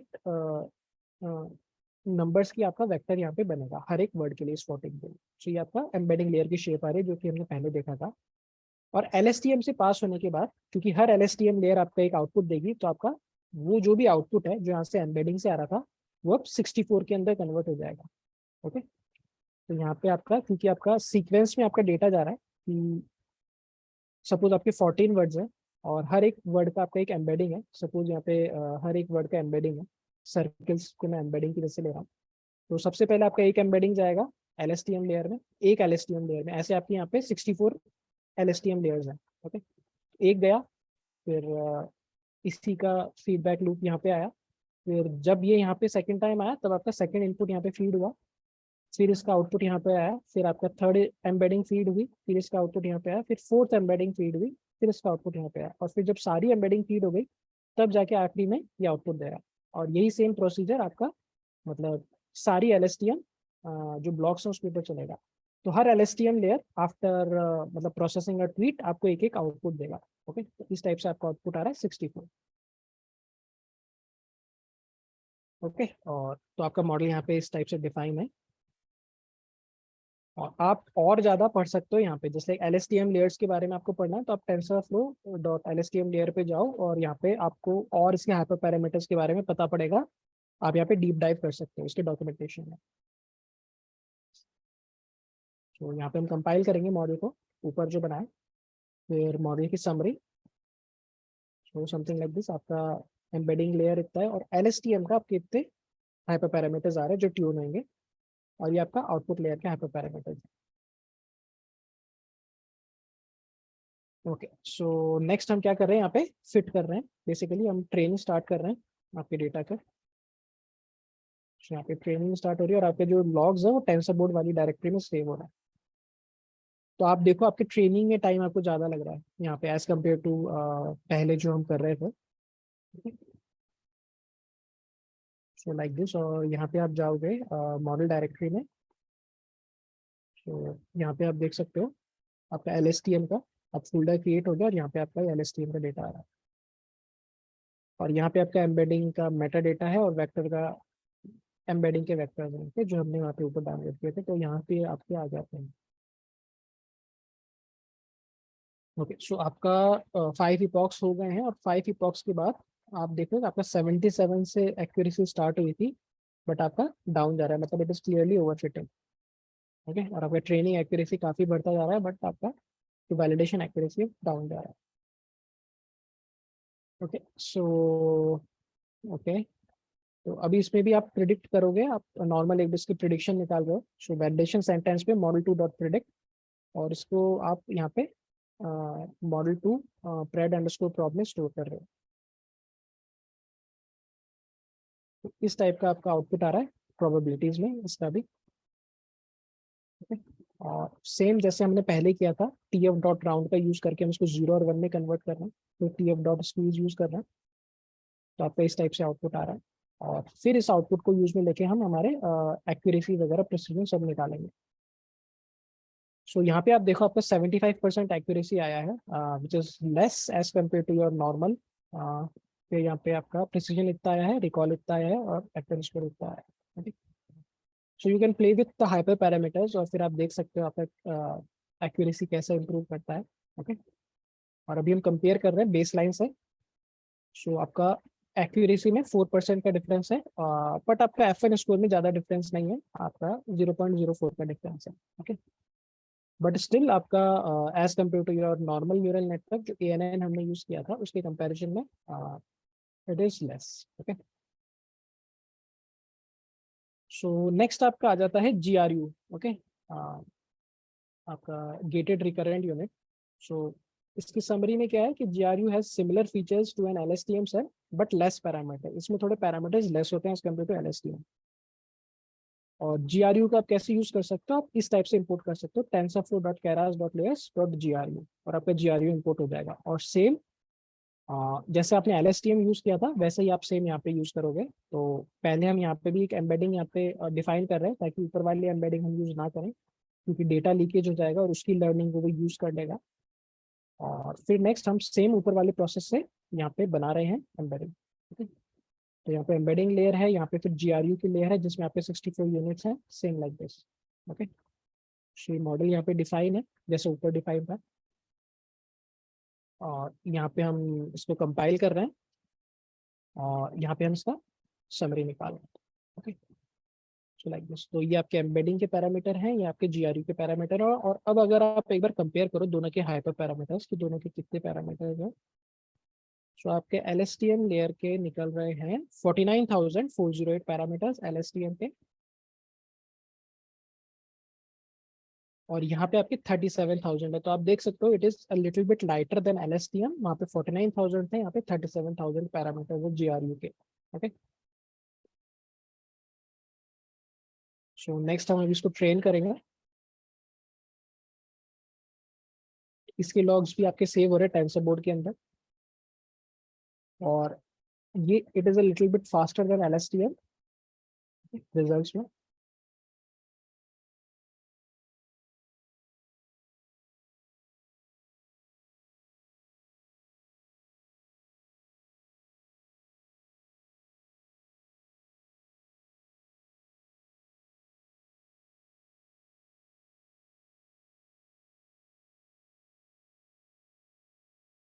सो यहाँ भी आप देख सकते हो कि आपका कुछ इम्प्रूवमेंट नहीं हो रहा एक्यूरेसी में, और यहाँ भी आपका क्लियर केस ऑफ ओवरफिटिंग आ रहा है GRU में।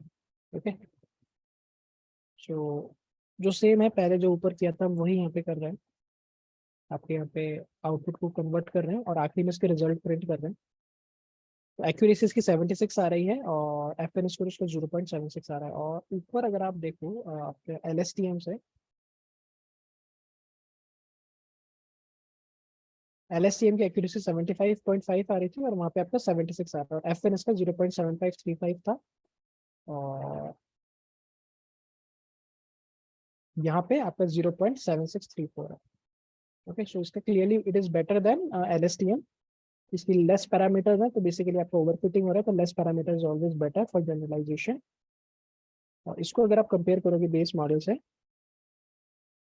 सो something like this. Okay, so it is better than LSTM, but it is still not better than your normal ANN जो हमने यहाँ पे यूज किया था। सो नेक्स्ट आपका आता है बाय डायरेक्शनल आरएनए। सो इसका एक्चुअली मैंने आपको बता ही दिया था इंट्रोडक्शन, बट चलो एक बार मैं और यहाँ पे एक बार रीड आउट कर देता हूँ। So we have already built two RNNs, one with GRU, one with LSTM cells. Now we are going to look into another kind of RNN, that is bidirectional RNN. A standard RNN will process a sequence from left to right, okay, just like आपका left से लेकर right तक ऐसे process करता है. Whereas a bidirectional RNN will process the sequence from left to right and then again from right to left. तो पहले left to right करेगा, फिर वही को right to left करेगा. Intuitively, this can be thought of as if you were reading a sentence for the first time in the normal fashion from left to right, but for some reason it didn't make sense. So you are traversed back through the words and go back over them again, right to left. Okay.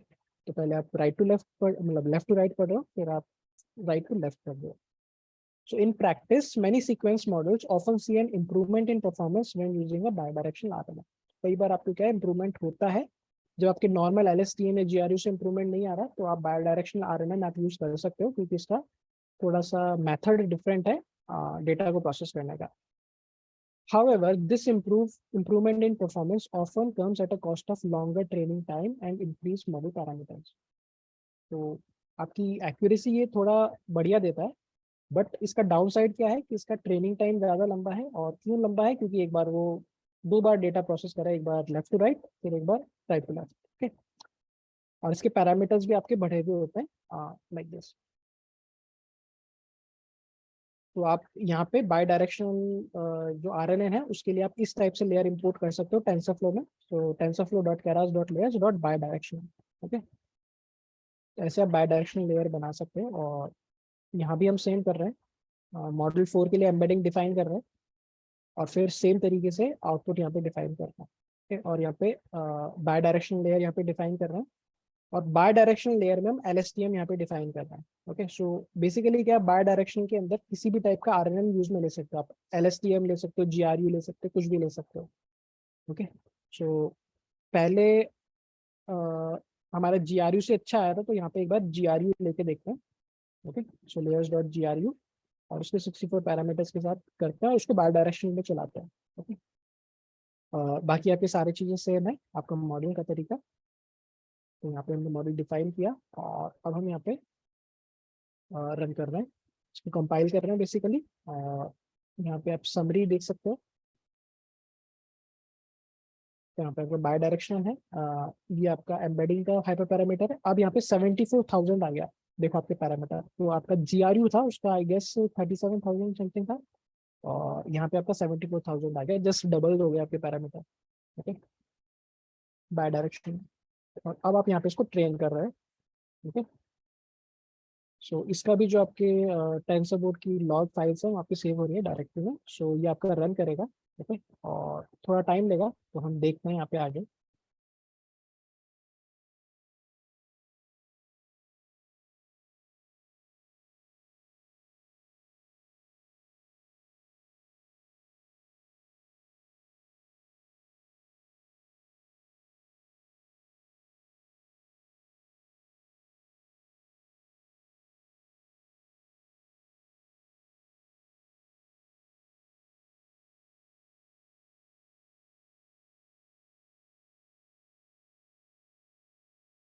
सो इससे भी आपको कुछ खास असर नहीं पड़ा है bye directional RNN से. ओके. So like this. और इसका प्रिडिक्शन प्रोबेबिलिटी देखोगे, सो आपका भी प्रोबेबिलिटी इस टाइप से आ रहा है. ओके. इसको भी हम राउंड मतलब इंटीजर्स में कन्वर्ट करेंगे और हम यहाँ पे इसके रिजल्ट कैलकुलेट कर रहे हैं. तो इसका एक्यूरेसी भी 75% आ रहा है और प्रिसीजन लिखता है और F1 स्क्वायर आपका 0.75 है. और अगर आप कंपेयर करो यहाँ पे इससे, so something like this, so you get उसकी 79.92 थी नाइफ बेस की एंड यहाँ पे इसकी थी. Okay. So like this. So यहाँ पे आपके RNNs वाला पार्ट हो गया. और अभी हम देखेंगे कन्वोल्यूशन न्यूरल नेटवर्क को आप कैसे यूज कर सकते हो टेक्स्ट वाले डेटा पे. सो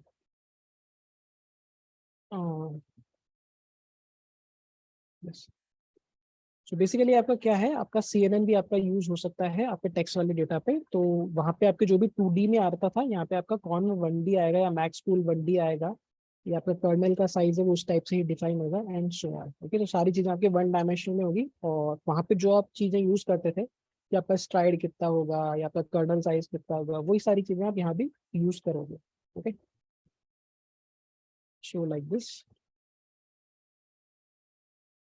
तो ओके, सो समथिंग हमारा यही रहेगा कि इनपुट होगा टेक्स्ट में, उसको टोकनाइज करोगे आप, फिर एम्बेडिंग में कन्वर्ट करोगे, और फिर आपका जो लेयर्स है CNN लेयर्स यहाँ पे लगेंगी, और फिर आपका आउटपुट वाली लेयर लगेगी। Okay, so the difference again is in the layers component. So instead of using LSTM or GRU cells, we are going to use a conv 1D layers, okay, और global max pool 1D layer. तो यहाँ पे आप देखो इस type से हम बना रहे हैं। तो एम्बेडिंग है, तो यहाँ पे हमने एम्बेडिंग बनाई है कि आपका जो टेक्स्ट वेक्टराइजर है और यहाँ पे एक सैंपल सेंटेंस पास किया है जस्ट अभी सैंपल के तौर पे कि आप सैंपल कैसे क्रिएट करोगे। तो यहाँ पे आपकी एम्बेडिंग क्रिएट होगी सपोज इस वाले वर्ड के लिए, ट्वीट के लिए। फिर इसका जो आउटपुट है बेसिकली यहाँ पे आप कॉन 1D लेयर डिफाइन करो कि layers dot conv 1D filters equal to 32। तो आप 32 फिल्टर्स डिफाइन कर रहे हो। कर्नल की साइज 5 है और वो सिंगल डायमेंशन में करोगे। वहाँ पे आप 5,5 करते थे, आप 3,3 करते थे। एक्टिवेशन इक्वल टू रेलो। ओके, तो यहाँ पे कॉन्वोल्यूशन लेयर डिफाइन कर रहे। फिर नेक्स्ट आप क्या करो, इस कॉन्वोल्यूशन लेयर के अंदर आप एम्बेडिंग इनपुट दे रहे हो। ओके, और फिर आप जो ग्लोबल मैक्स पूल लेयर आप डिफाइन कर रहे हो। ओके, और फिर इस लेयर में आप जो मैक्स पूल लेयर डिफाइन करिए, इसमें आप जो कॉन्वोल्यूशन लेयर का आउटपुट है वो आप यहाँ पे दे रहे हो। और जब ये सब आप रन करोगे तो अब एक बार डिफरेंट इनकी शेप्स आप देख सकते हो। ओके, आफ्टर रनिंग इनकी शेप्स कैसे आ रही है। तो सबसे पहले आपकी शेप आ रही है एम्बेडिंग की। तो आपकी एम्बेडिंग की आ रही है 1,14,120 है। तो 1 है आपका नंबर ऑफ ट्वीट कि आपका एक ट्वीट यहाँ पे पास हो रहा है, सो लाइक दिस। 14 है आपका कि आपका कितना जो टेक्स्ट वेक्टराइजर है किस शेप में आपको आउटपुट दे रहा है। And 128 is the separate embeddings of every token in this text vectorizer. Okay, next आपका कॉन्वोल्यूशन लेयर है, उसका आउटपुट आ रहा है ये वाला जो आपका कॉन्वोल्यूशन लेयर है जो एम्बेडिंग से बेसिकली पास हुआ है, उसका आउटपुट आप ले रहे हो। तो यहाँ पे आपका आउटपुट क्या आ रहा है, आपका 1,10,32। तो सबसे पहले है कि 32 क्या है, 32 is your filter size. Okay, कितने फिल्टर आपके हैं तो इतना आउटपुट आएगा। 1,10 क्या है, क्योंकि आपका कर्नल का साइज 5/5 है, तो आपका आगे पीछे का जो है, जो आपका डेटा है जो छूटेगा, सो it is like this. Okay, तो आपका जब आप जो आई गेस हमारा फॉर्मूला था कॉन्वोल्यूशन CNN के अंदर, मैं अभी थोड़ा भूल रहा हूँ, तो उसमें बेसिकली क्या है कि आप जस्ट लाइक अगर आपका ये वेक्टर है तो basically kernel size equal to 5 क्या है कि सबसे पहले ये शेप लेगा, यहाँ पे स्कैन करेगा, फिर आउटपुट देगा, फिर एक स्ट्राइड जंप करेगा, फिर वो स्कैन करेगा, आउटपुट देगा, समथिंग लाइक दिस। तो इस टाइप का आउटपुट आ रहा है आपका। और आखिरी में जो आपका मैक्स पूलिंग का आउटपुट है वो यहाँ पे क्या कर रहा है कि इस पूरे को कंप्रेस कर रहा है कि, और इसकी जो मैक्सिमम वैल्यू है वो यहाँ पे लाके दे रहा है, तो 1,32। ओके, तो इस टाइप के आपकी शेप्स मूव कर रही हैं CNN वाले मॉडल में।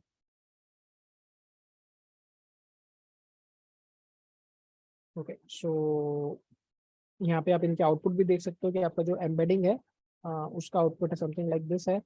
आपका कॉन्वोल्यूशन लेयर है, कॉन्वोल्यूशन लेयर है, उसका आउटपुट समथिंग लाइक दिस है। और ये आपका कॉन्वोल्यूशन लेयर का आउटपुट है। और आखिरी के अंदर ये आपका मैक्स पूल लेयर का आउटपुट है। ओके, और फिर ये जो मैक्स पूल लेयर का आउटपुट है ये आपका आउटपुट लेयर में फीड होगा। सो अभी इसको बनाते हैं, तो उसको भी आप सेम तरीके से बनाओगे। ये आपने एम्बेडिंग डिफाइन करी यहाँ पे सेपरेट। अब आप यहाँ पे इनपुट लेयर डिफाइन कर रहे हो। जो टेक्स्ट वेक्टराइजर है ये मॉडल एम्बेडिंग है जो ऊपर हमने डिफाइन करी है। नेक्स्ट अभी आप कॉन्वोल्यूशन लेयर डिफाइन करो, कॉन 1D 32 फिल्टर है, कर्नल साइज 5 है, समथिंग लाइक दिस। फिर आपका ग्लोबल मैक्स पूल लेयर है। आप आगे चाहो तो आप आगे भी लेयर ऐड कर सकते हो, आप और डेंस बनाना चाहो तो। और आखिरी में आपका आउटपुट लेयर है।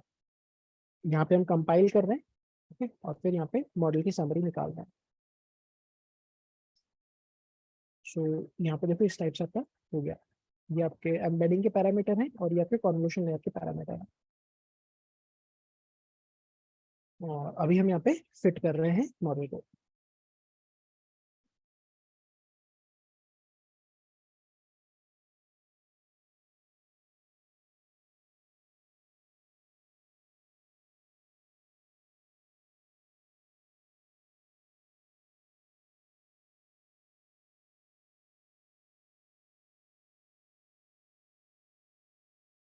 सो यहाँ पे भी आप देखो कि आपकी एक्यूरेसी ज़्यादा अच्छी नहीं आई है। और कॉन्वोल्यूशन लेयर आपके अच्छा प्रेडिक्शन नहीं दे रहा है लाइक दिस। फिर हम वही सारे इफेक्ट जो हमने पहले किए थे बेसिकली, अब प्रिडिक्शन करना, फिर उसको राउंड करना, और फिर अब जो मॉडल है इसके अंदर हम यहाँ पे जो फंक्शन है बेसिकली कैलकुलेट रिजल्ट, उसमें हम वैल्यूज पास कर रहे हैं और हमारे को ये रिजल्ट दे रहा है 76% एक्यूरेसी के साथ, और आपका एफ स्कोर भी 0.76 है।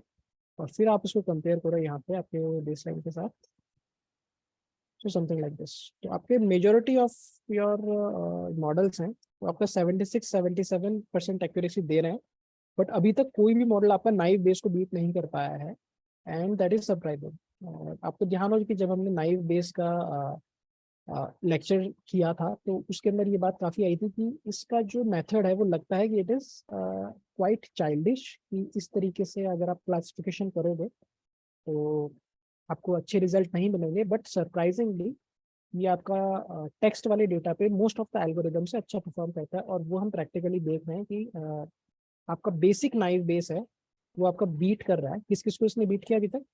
इसने बीट किया आपका नॉर्मल न्यूरल नेटवर्क को, ANN को, जो बहुत ही मार्जिनली बीट किया। फिर इसने अच्छा खासा बीट किया आपके LSTM को, फिर इसने बीट किया आपका GRU को, इसने बीट किया फिर आपका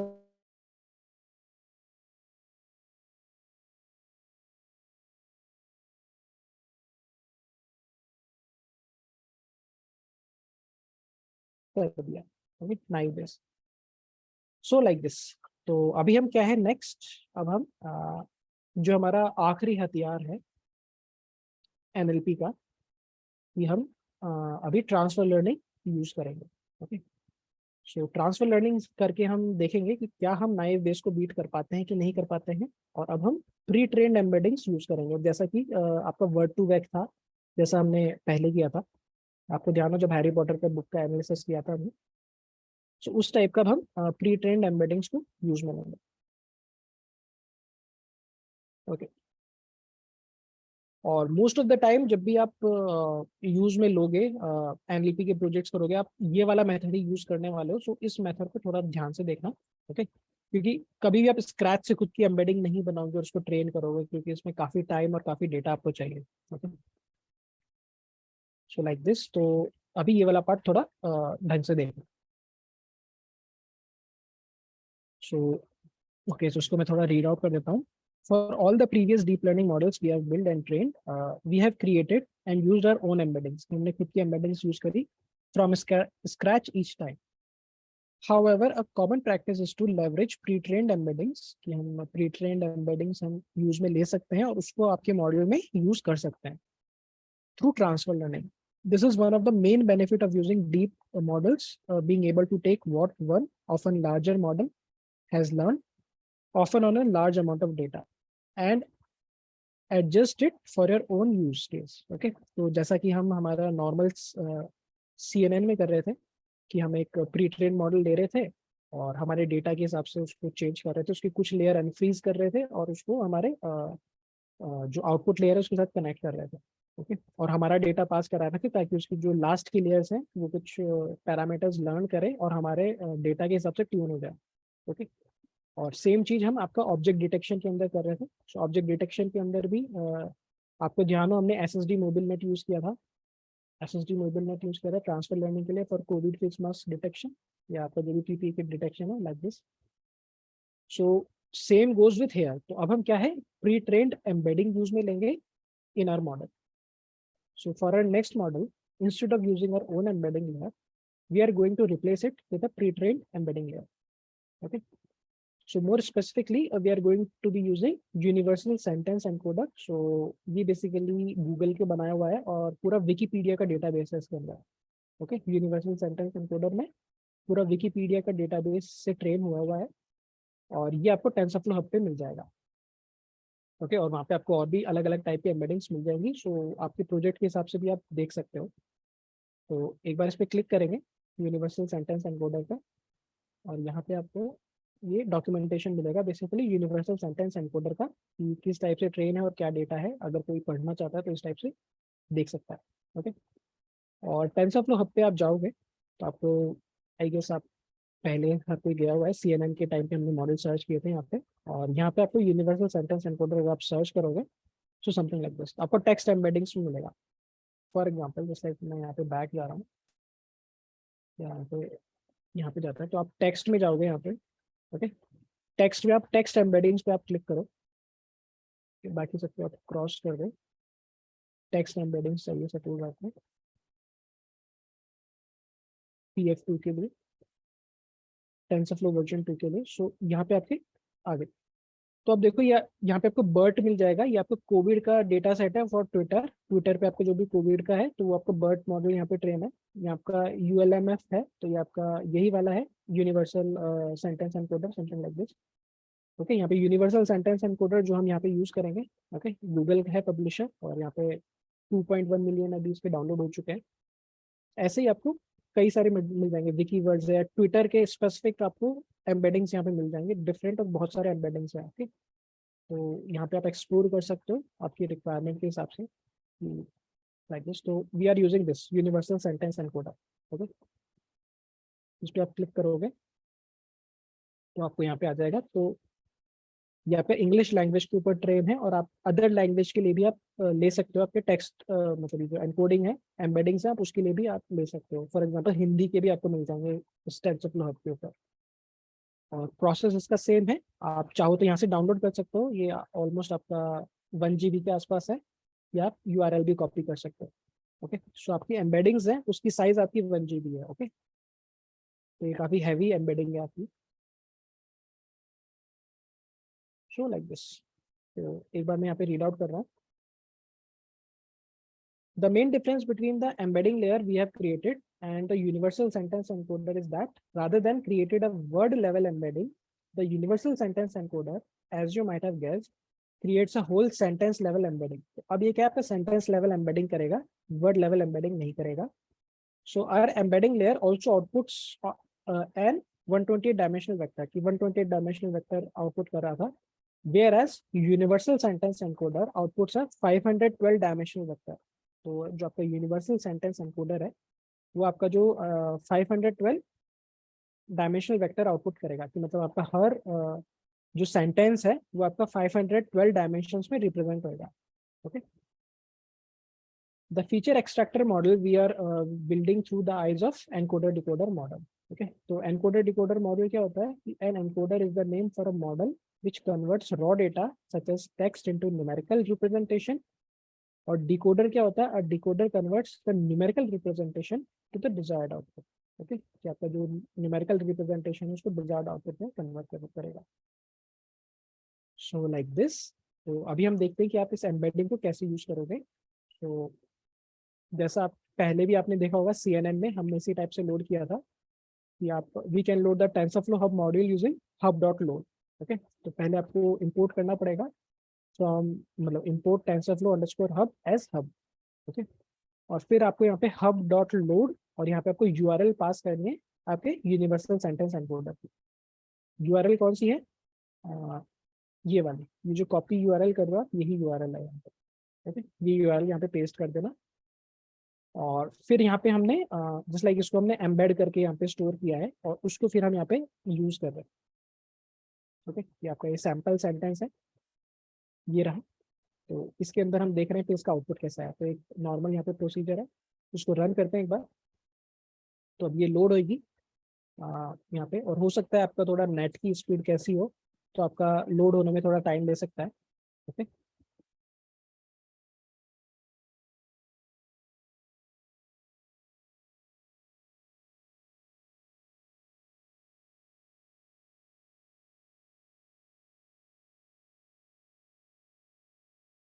सो आखिरी में इसने आउटपुट को भेजा। तो ये जो बेसिकली आपका सेंटेंस है, ओके, या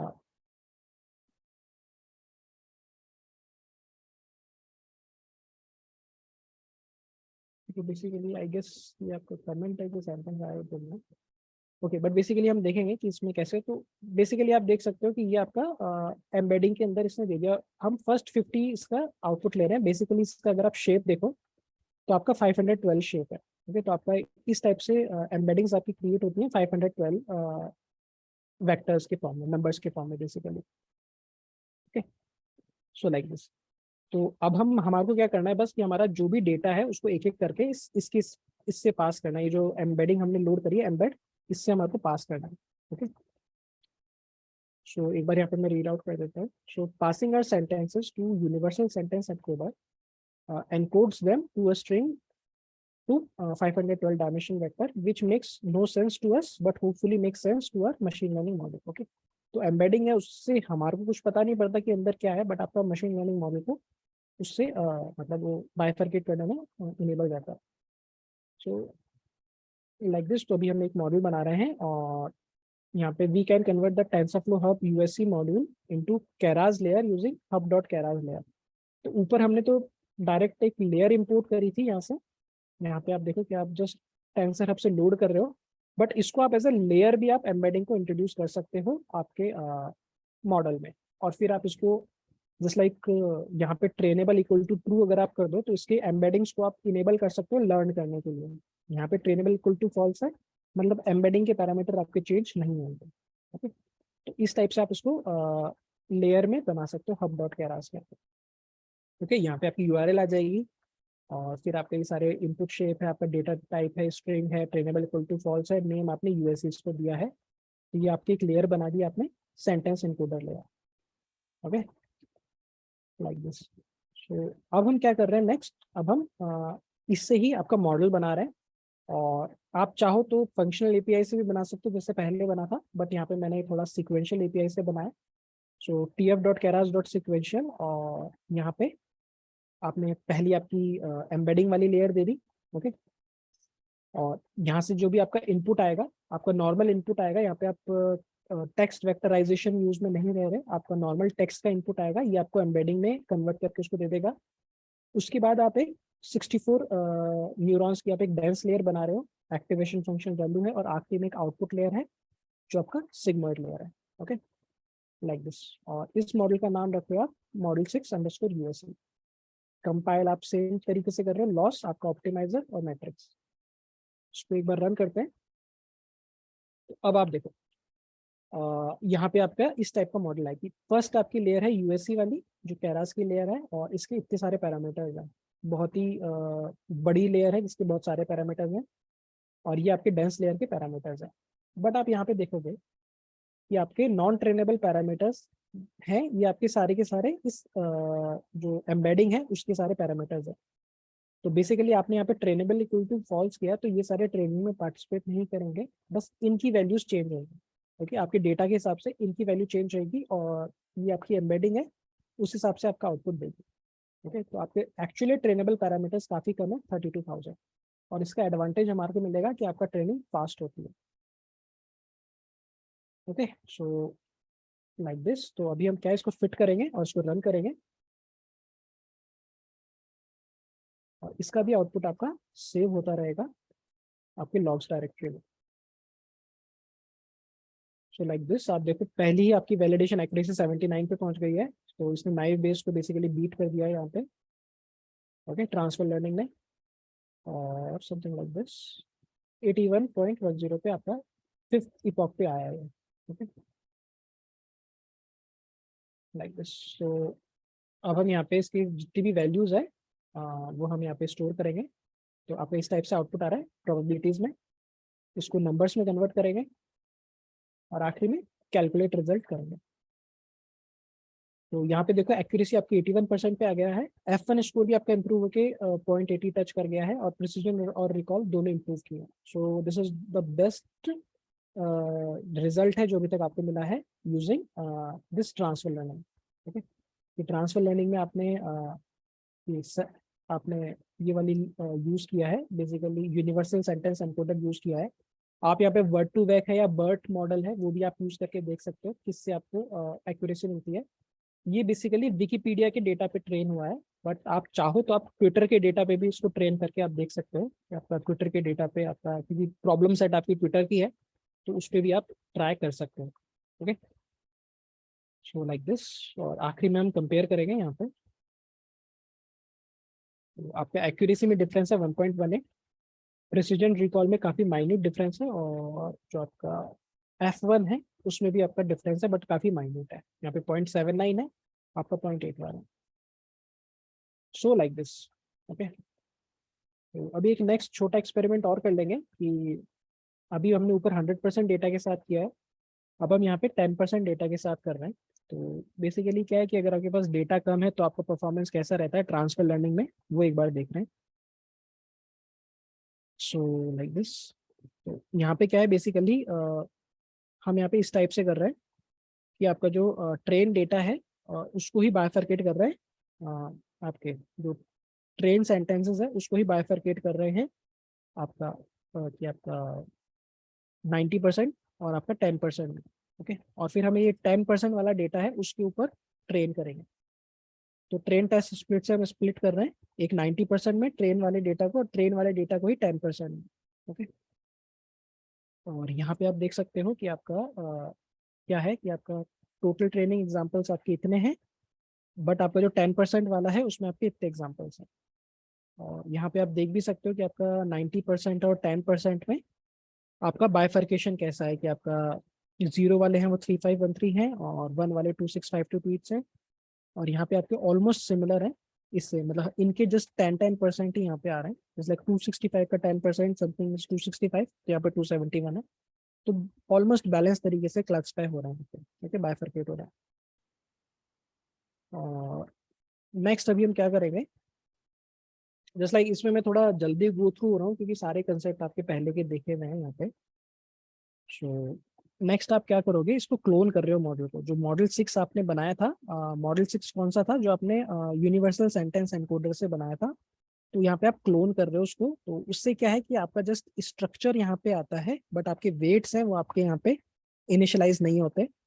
तो आप मॉडल 7 बना रहे हो और इसमें आप यहाँ पे tf.keras.model.clone_model आप मॉडल 6 को क्लोन कर रहे हो, और फिर आप यहाँ पे कंपाइल कर रहे हो मॉडल 7 को, और आखिर में इसकी समरी निकाल दो। तो एक बार इसको रन करते हैं, तो यहाँ पे देख सकते हो अब यहाँ पे क्लोन हो रहा है।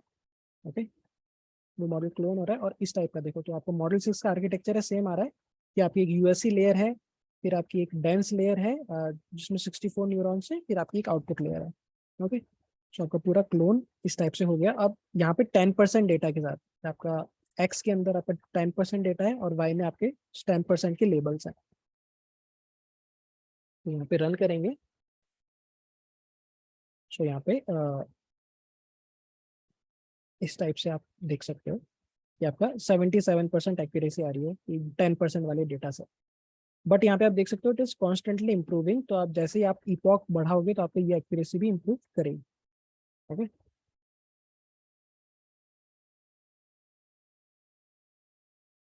सो लाइक दिस, बाकी स्ट्रक्चर पूरा सेम है, और फिर हम इसका कैलकुलेट करेंगे और इसका डिफरेंस निकालेंगे। तो यहाँ पे इसका इस टाइप से डिफरेंस आ रहा है, यहाँ पे 79 था बेस मॉडल पे, यहाँ पे 77 F1 स्कोर है। ओके, सो अभी हमारा मॉडल वाला पार्ट हो गया, हमने डिफरेंट डिफरेंट मॉडल्स लिए, हमने उसको ट्रेनिंग किया, और हमने एक प्री ट्रेन्ड एम्बेडिंग यूज में किया अपने मॉडल में, और देखा कि आप कैसे उसका रिजल्ट आ रहा है। और अब हम क्या कर रहे हैं, हम जितने भी मॉडल्स हैं उसको एक बार कंपेयर कर रहे हैं कि आपके हर मॉडल का कैसा स्कोर है, क्या है।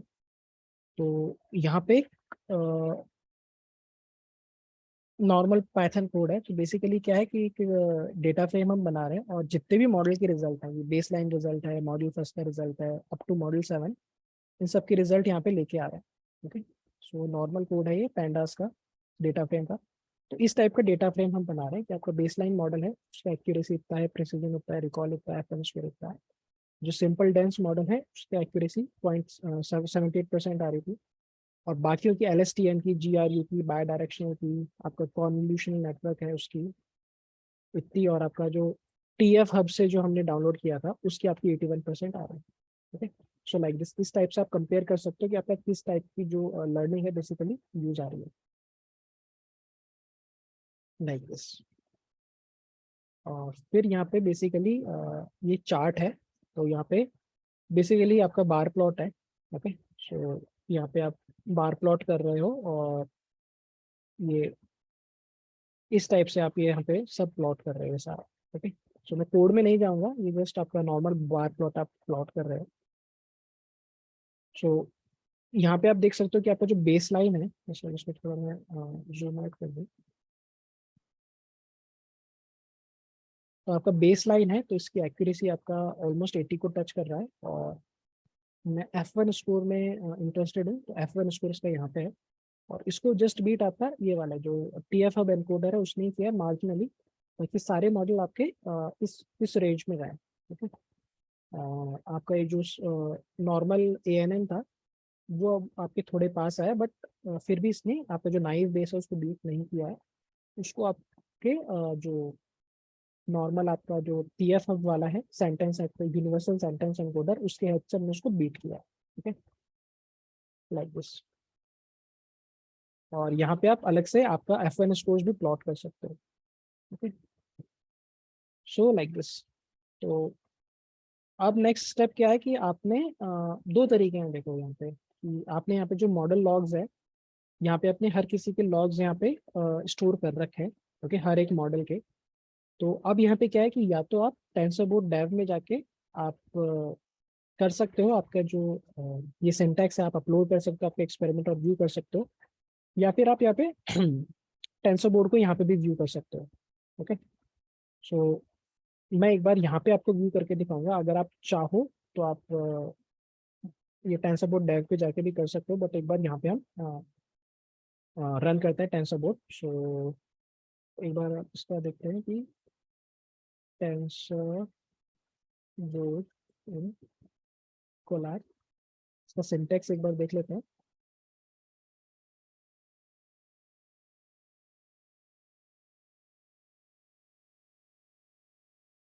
So, इसका सिंटैक्स है ये रहा। इसको कॉपी किया, इसको हम यहाँ पे पेस्ट करेंगे। और अब कोई बताएगा हमारे को क्या चेंज करना होगा यहाँ पे हमारे रन करने के लिए?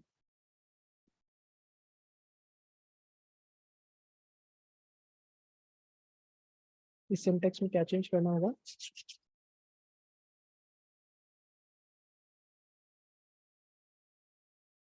बेसिकली मेरे को ये मॉडल अंडरस्कोर लॉग है, जिस फोल्डर में हमारे सारे लॉग स्टोर है उसका मेरे को एड्रेस देना पड़ेगा। तो यहाँ पे मेरे को देना पड़ेगा मॉडल अंडरस्कोर लॉग्स, जिसको रन करेंगे।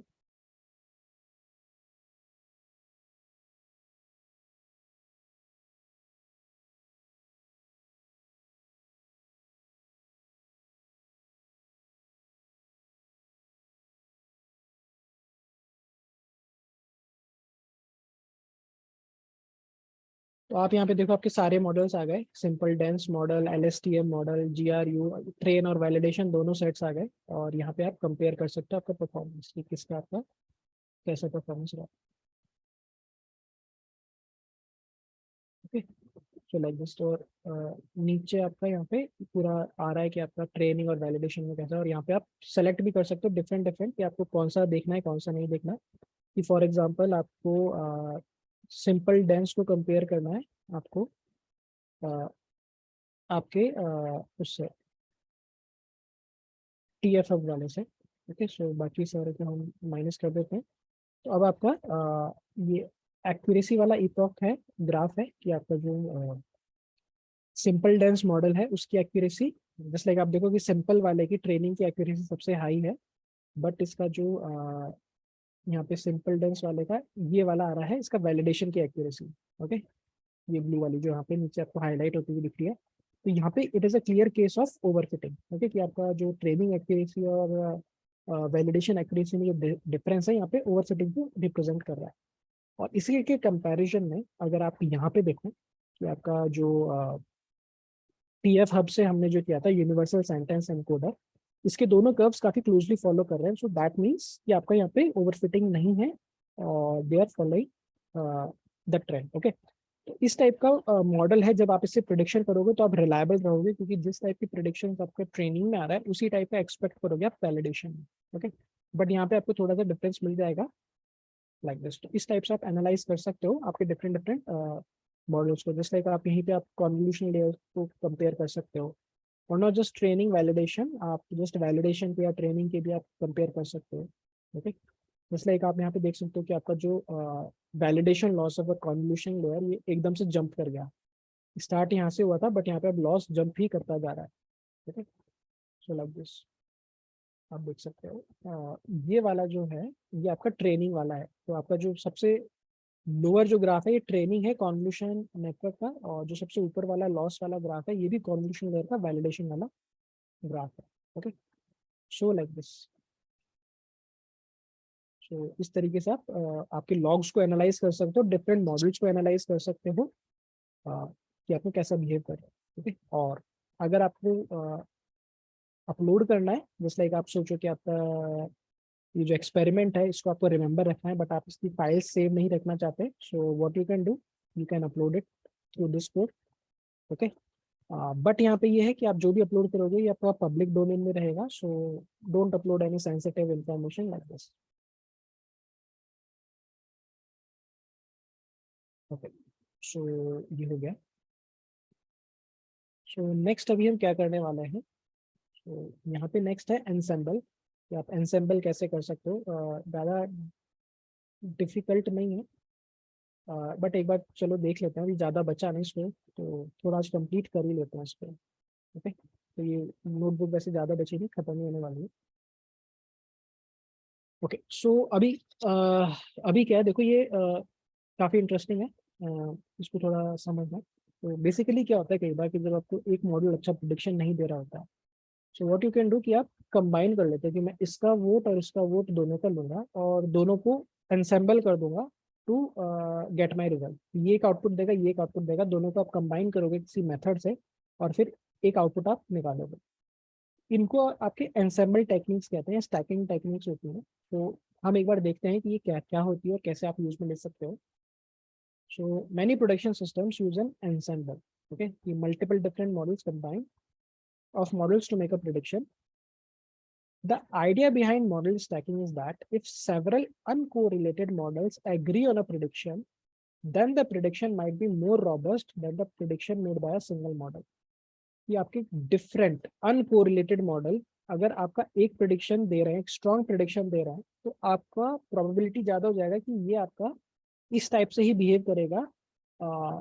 ये वाला आपका जो इवेंट है इसका प्रिडिक्शन यही होगा एज कम्पेयर टू दैट अगर आपका एक सिंगल मॉडल एक प्रिडिक्शन दे रहा है। तो the keyword in the sentence above is uncorrelated, which is another way of saying different type of models. तो कभी भी आपको सेम आर्किटेक्चर के मॉडल नहीं लेने चाहिए, डिफरेंट आर्किटेक्चर के मॉडल्स ही आप बेसिकली एनसेंबल में लगाते हो ताकि आपका जो डिसीजन मेकिंग प्रोसेस है वो डिफरेंट हो।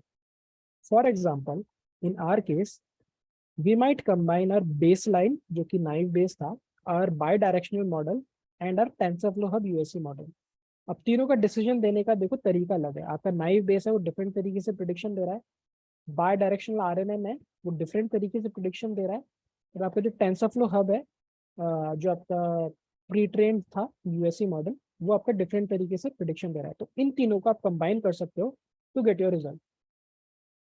Although these models are all trained on same data, they have a different way of finding patterns. तो इन तीनों का तरीका different है पैटर्न फाइंड करने का। So if we were to use three similarly trained models such as LSTM model, the prediction they output will likely be very similar. तो इसके comparison में अगर आप तीन मॉडल लोगे, फॉर एग्जांपल एक आपने LSTM ले लिया, एक आपने GRU ले लिया, एक आपने बाय डायरेक्शनल ले लिया, सपोज ये ले लिया, तो इन तीनों का पैटर्न लगभग सिमिलर है to find the result. Okay, to find results. तो इस टाइप से आप एनसेंबल नहीं करते, हमेशा आप एनसेंबल उन मॉडल्स के करते हो जिनका तरीका डिफरेंट होता है। जैसे यहाँ पे हमारे एग्जाम्पल में नाइव बेस, ये आपका बाय डायरेक्शनल आरएनएन और आपका TensorFlow Hub. Okay, so like this. So एक अच्छा सा एग्जांपल है यहाँ पे, तो think of it as trying to decide what to eat with your friends. Okay, कि आपको डिसाइड करना है कि आपको फ्रेंड्स के साथ क्या खाना खाना है। So if you all have a similar taste you will probably all pick the same restaurant. तो सबका अगर टेस्ट सिमिलर है तो एक ही रेस्टोरेंट पिक करोगे। But if you are all got different taste and still end up picking the same restaurant then the restaurant must be good. और but अगर आपके तीनों के डिफरेंट टेस्ट हैं कि किसी को सपोज नॉर्थ इंडियन पसंद है, किसी को साउथ इंडियन पसंद है, किसी को सपोज आपका जंक फूड पसंद है सपोज, ओके, तो बट अगर तीनों ही आपका एक सेम रेस्टोरेंट ही आप पिक करते हो तो वो रेस्टोरेंट बहुत ही अच्छा होगा। मतलब उसमें आपका नॉर्थ इंडियन भी अच्छा मिलेगा, सपोज आपका साउथ इंडियन भी अच्छा मिलेगा, या उसमें आपके जो नॉर्मल फास्ट फूड्स है वो भी आपके अच्छे मिलते होंगे। ओके, सो लाइक दिस, तो इस तरीके से हम यूज कर सकते हैं to get a really good predictions on our results. So since we are working with a classification problem, there are few ways we can combine our models. तो हम कुछ ways हैं इन models को combine करने के। So क्या है ways? आप average कर सकते हो कि तीनों का output है उसको आप average कर लो। आप majority vote ले लो कि suppose करो आपका 3 models हैं, कि आपका naive Bayes है, आपका RNN है और आपका ये TensorFlow Hub है। ये सपोज आपने एक ट्वीट यहाँ पे पास किया, ये ट्वीट आपके तीनों में गया, ओके, सेपरेट तीनों ने अपनी अपनी प्रेडिक्शन दी। ये कहता है कि ये डिजास्टर ट्वीट है, ये कहता है कि डिजास्टर ट्वीट नहीं है, और ये वाला भी कहता है डिजास्टर ट्वीट है। तो मेजोरिटी वोट किसका हुआ? डिजास्टर ट्वीट्स का हुआ, ओके, इसका और इसका। तो आपका जो फाइनल आउटपुट आएगा वो आपका 1 आ जाएगा। ओके, तो मेजोरिटी वोट होता ही है। एवरेजिंग का मतलब क्या है कि आप तीनों का प्रोबेबिलिटीज लेते हो और तीनों का एवरेज कर देते हो, और फिर जो प्रोबेबिलिटी आती है उसको आप देखते हो कि आपका 0.5 से ऊपर है कि कम है, या थ्रेशोल्ड से ऊपर है क्या कम है। और लास्ट है आपका मॉडल स्टैकिंग। तो इसमें बेसिकली क्या करते हो, आप take the output of each of your chosen model and use that as input to another model. For example कि आपका नाइव बेस्ड मॉडल है, इसका आउटपुट आया, ये यूज किया आपने आपका बायडायरेक्शनल आरएनएन में, और इसके आउटपुट को आपने यूज किया आपके इसके अंदर। ओके, तो ये भी एक टाइप का स्टैकिंग होता है। Okay, so like this. So next यहाँ पे आप देखो, अभी हम क्या कर रहे हैं इस कोड में, यहाँ पे हम बेस लाइन का प्रिडिक्शन ले रहे हैं। ओके, कि आपका मॉडल 0 डॉट प्रिडिक्ट आपका वैलिडेशन सेंटेंस और इसको प्रोबेबिलिटी में ले रहे हैं। अब हम कंबाइन कर रहे हैं सबका, यहाँ पे बेस लाइन प्रिडिक्शन, यहाँ पे आप मॉडल 2 का प्रिडिक्शन कर रहे हो जो कि आपका बाय डायरेक्शनल आरएनएन है, और यहाँ पे आप मॉडल 6 का आउटपुट ले रहे हो जो कि आपका टेंसरफ्लो हब वाला मॉडल है, ट्रांसफर लर्निंग जो हमने किया था। तो यहाँ पे आप सबको ऐड कर रहे हो, और यहाँ पे आप उसको एवरेज कर रहे हो, डिवाइड बाय 3 कर रहे हो, और फिर आप वापस इसका राउंड ले रहे हो। ओके, यहाँ पे आपकी प्रोबेबिलिटीज है, और ये प्रोबेबिलिटीज का सम हो रहा है, और यहाँ पे आप डिवाइड कर रहे हो, एवरेज हो रहा है, और फिर आप इसको 0 1 में कन्वर्ट करो tf डॉट राउंड से। जो आप इसको रन करोगे तो अब आपको तीनों मॉडल का वो मिल गया, आपको एक आउटपुट मिल गया कि तीनों मॉडल का सही क्या है, कि आपका नाइव बेस का, बाय डायरेक्शन आरएनएन का और टीएफ का, इन तीनों का आपको मिल गया यहाँ पे। ठीक है, और अब आप यहाँ पे इसको रिजल्ट आपको कैलकुलेट कर रहे हो। तो यहाँ पे आप देखो, यहाँ पे भी आपका एक्यूरेसी 77% आ रहा है तीनों का कंबाइन करने पे, और F1 स्कोर भी आपका 0.77 आ रहा है।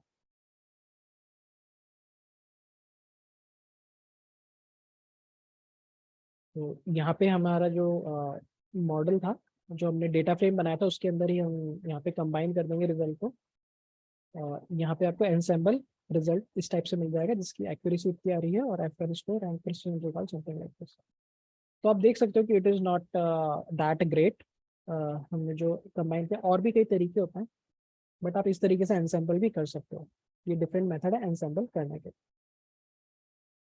ओके, सो अभी हमारा लास्ट चल रहा है इस नोटबुक का, सो जस्ट 5 मिनट्स मोर। तो यहाँ पे देखो कि हमारा बेस्ट मॉडल था मॉडल 6। ओके, तो अब मॉडल 6 को अगर आपको सेव करना है तो उसके 2 तरीके हैं। एक है आपका .h5 वाला मेथड, तो आप मॉडल डॉट सेव करते हो और यहाँ पे इस टाइप से आप देते हो, तो आपका H5 फॉर्मेट में सेव हो जाएगा ये मॉडल। तो अब ये जो मॉडल सेव हुआ है बेसिकली, ये मॉडल आपका प्रिडिक्शन कर सकता है कि whether this tweet is disaster tweet और अ नॉर्मल ट्वीट। ओके, और इसको लोड करने का क्या मेथड होता है, इस तरीके से आप लोड करते हो H5 वाले को। ओके, और यहाँ पे इस टाइप से आप देते हो।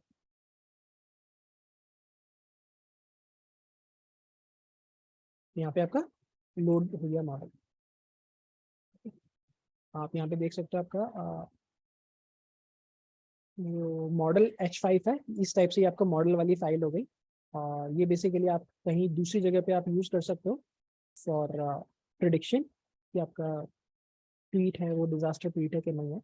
और इसकी एक्यूरेसी भी देखो आपका सेम आ रही है 81% जो कि हमने देखी थी।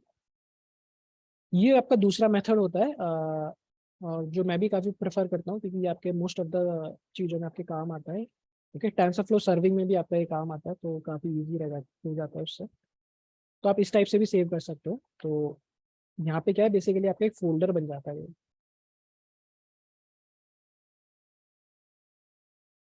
आप यहाँ पे एक बार रिफ्रेश करोगे तो अब आप देखो आपका एक फोल्डर बन गया और इस फोल्डर में आपका पूरा मॉडल सेव है। ओके, तो इस वाले मॉडल को आप ऑलमोस्ट सारी जगह आप यूज कर सकते हो।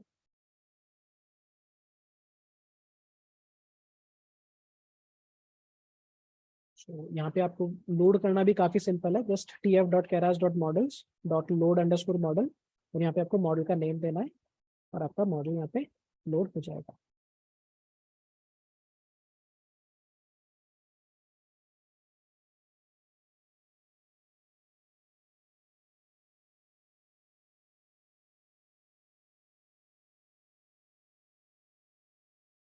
और यहाँ पे आप इवेल्युएट कर रहे हो तो आपका इसका भी सेम एक्यूरेसी आ रहा है जो पहले आपका आया था 81%। Okay, so there is a small question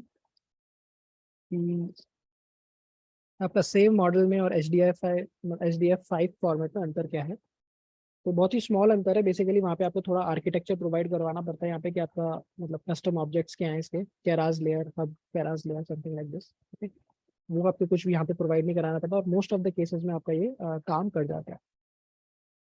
okay, so for most use cases save model format will suffice, however this is a TensorFlow specified standard.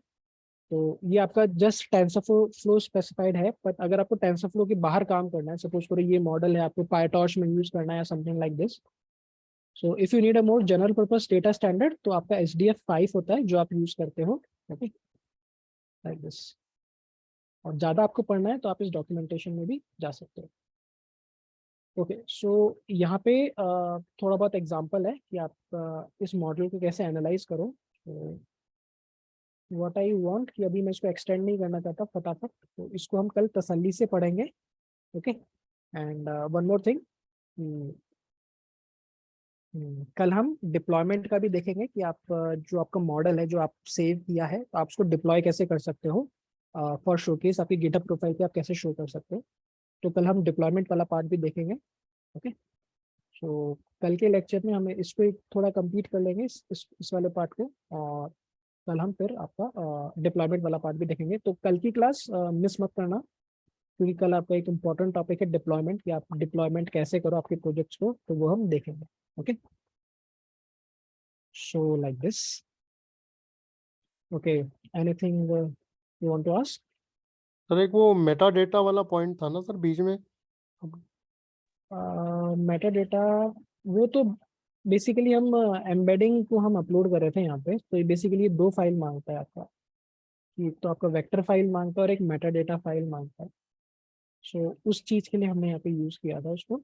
ये आपके वेक्टर्स एम्बेडिंग को बेसिकली विजुलाइज करने के लिए कि आपका एम्बेडिंग कैसे दिखता है, तो लाइक दिस। इसके अलावा आपके मेटा डेटा का कोई और यूज़ नहीं है, तो बस यहाँ पे 3D में हुआ है सर। हाँ बस हाँ, आपको यहाँ पे जो विजुअलाइज करने के लिए कि आपका एम्बेडिंग कैसा दिख रहा है, कैसा स्पेस के अंदर है। तो आपका हर एक पॉइंट है, ये पे एक वर्ड है, जिस लाइक ये मॉन्स्टर है, यहाँ पे समथिंग लाइक दिस, ये एक्सीडेंट है, ये लीस्ट है। तो यहाँ पे आपका सिमिलरिटी निकल रहा है बेसिकली, कौन सा वेक्टर किसके पास है, कौन सा वेक्टर किस स्पेस में है। ओके, तो आपका जो ट्विटर का डेटा है उसके हिसाब से ही इसने वेक्टर स्पेस बनाया है कि आपका हर एक वर्ड एक एम्बेडिंग है और उस एम्बेडिंग के अंदर आपका यहाँ पे 3D में इस टाइप से शो हो रहा है। जी